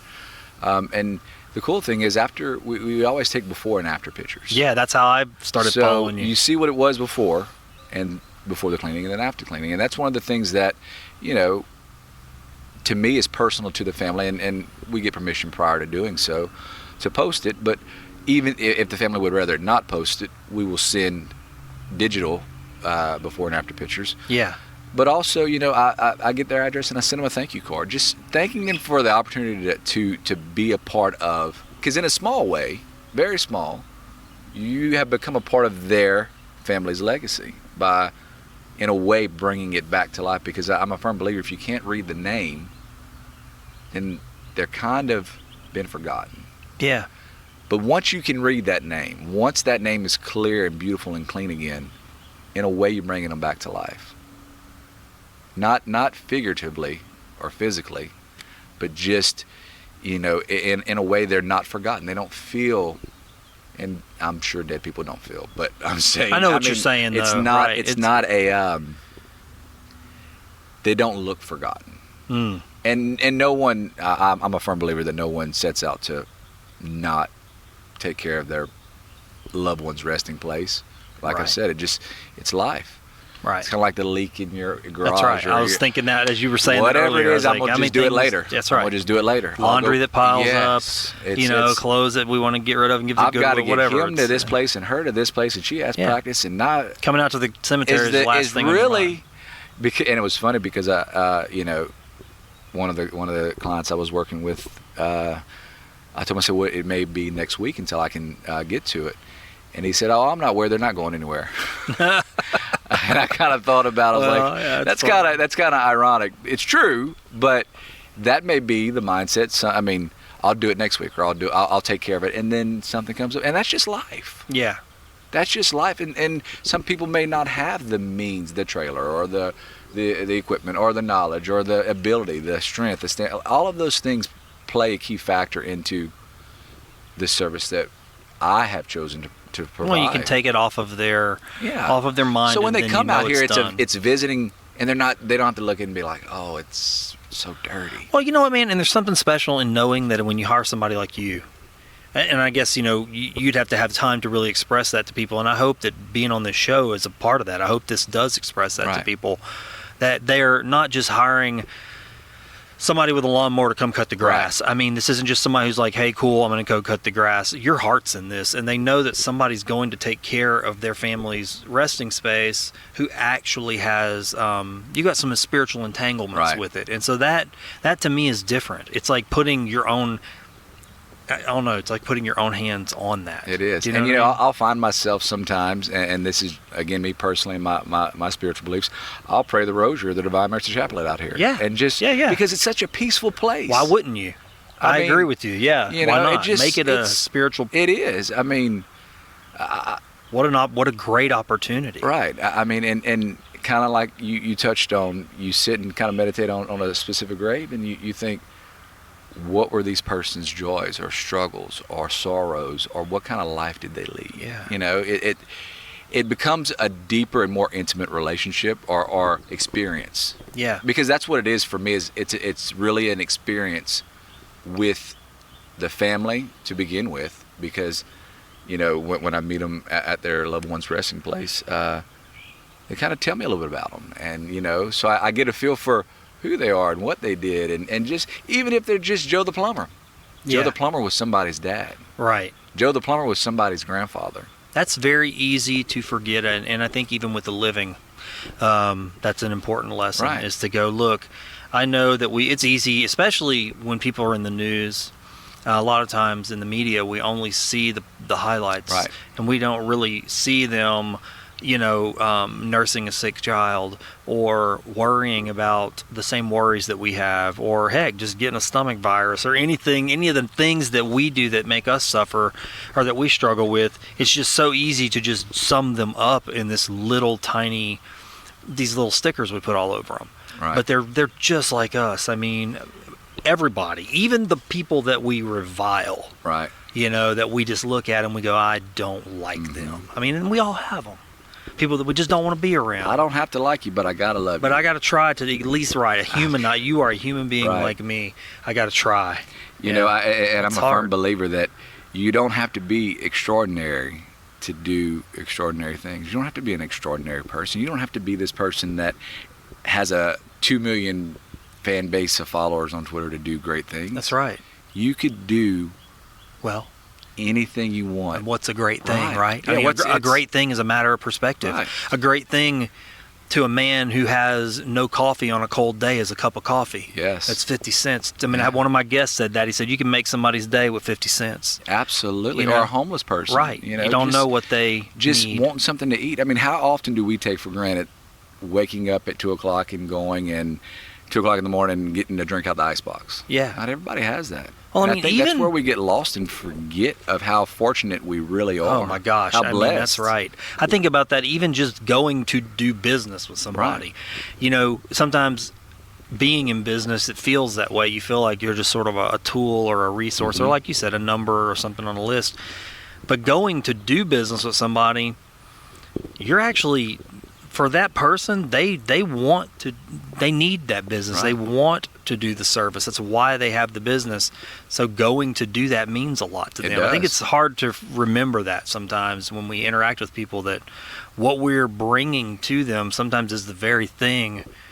And I think they're where I got blessing. lost was it became habitual. Yeah. And I don't want, I never habit want to energy be, takes over. I never want to be just a process again. Yeah. I enjoy, half of my enjoyment and joy comes from being able to meet the living. Half the living, half the dead, so to speak. Meet the family and to see how happy and relieved and grateful that Yeah. when they come visit their loved one now, the weight of cleaning or the guilt of not cleaning or it being dirty and thinking, how am I going to do it? How am I going to pack this there to clean? That's all lifted. Yeah. They can come out and put flowers to a beautifully clean resting place and just spend time out here and not have to have the concern or the worry about anything but just spending peaceful time under a beautiful oak tree Yeah. and feeling the breeze. Well, this has actually been pretty peaceful for me, man. I'm actually really looking forward to cleaning now. I know. I'm glad we talked first. Me too. I really do. I think I'm gonna get a lot more out of this spiritually, honestly, because we talked. I mean, I know we had talked before, but We did a mini podcast on the phone. We did. Well, you know what, man? There's something that we said on the phone. I think you and I both agreed. The veil is called a veil because it's thin, and when you're here, there's a perception of the veil. Yep. And so, I would like to think that the folks out here enjoyed what we talked about. I think they would. Sometimes when I bring Jacques out here, he may hop from grave to grave. Now he's 3, and I correct. I'm like, you can't do that, Bubba. And then I remember, or I think, when's the last time these people, because they heard are the people, sound have of heard laughter and children. the pitter patter of little feet. Well, we did. We talked about that. I mean, you brought it up, so I'm going to share that with folks at home, the listeners.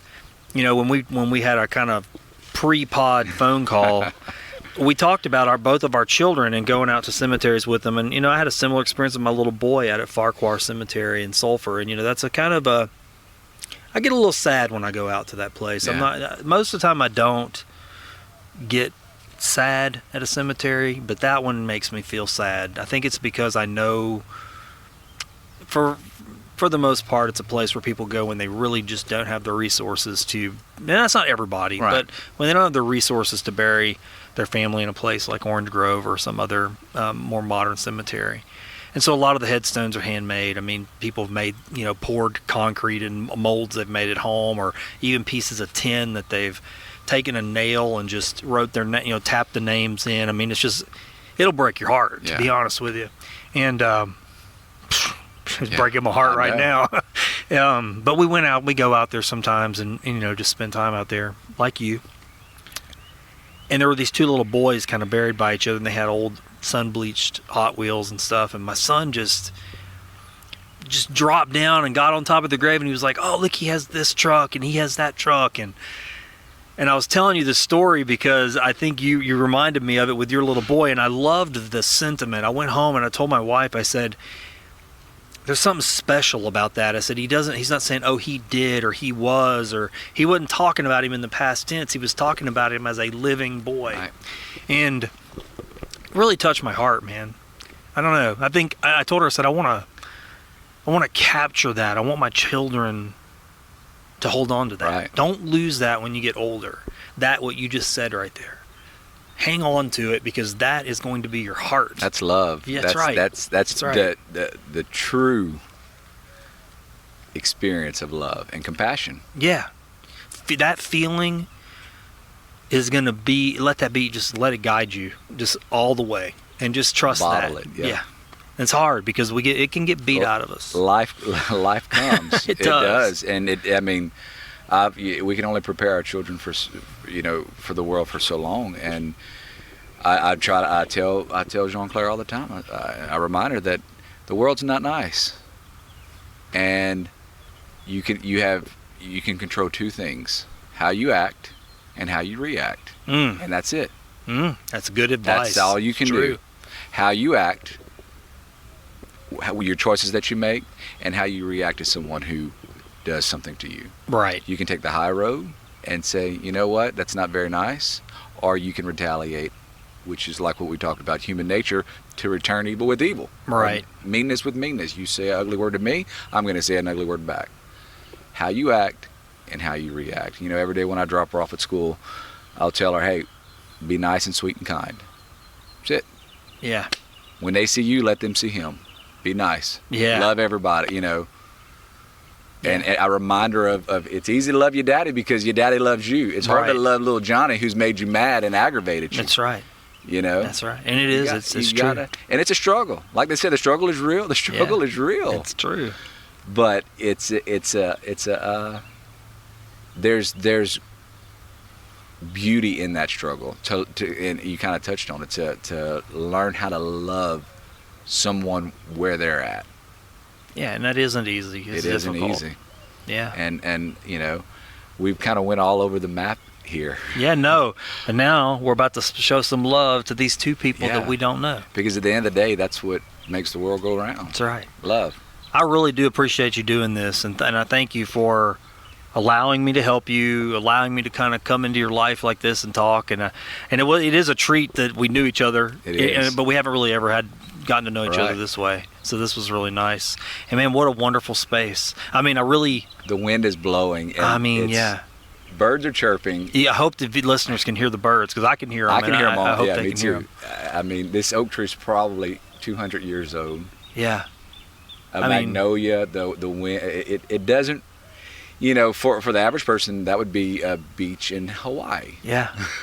But to me, this is equal. This is just it's peace. Yeah, it's peace. That's a good place to put a pin in it. And I want to be where peace is. I don't want to be where chaos is. If I can choose, or if I can, dodge chaos, I'll take a peaceful moment over chaos any day. If you're ever feeling chaotic and you live in Southwest Louisiana, just to grab a lunch and come out to Orange Grove. Yeah, it's you might see a black truck. Monumental Life. You might see a black truck, and if you do, come tell me hi. There's a lot. It's crazy because I'll be cleaning and someone will stop and they'll say, "Do you do this for a living?" I said, "Yes, ma'am, I do." "Oh, well, can you come?" "Yes, ma'am, I will." And it's just ordinary people that just want to do something special. And I mean, I would like to think they can see from a distance, because I'm sure they watch before they come, that it's not just he's coming to cut my grass thing. Right. It's elbow and grease and scrub and rub and rinse and renew. It's a process. It's not a routine. Show me how it's done. Let's do it. And I love you just as well. Thanks for listening to this episode of Find the Good News. If you would like to advertise on this show or sponsor an episode, just visit findthegood.news. Send me a message and we'll see about getting your business, organization, service, product, or event on the show. I deeply thank each of you again for supporting this podcast.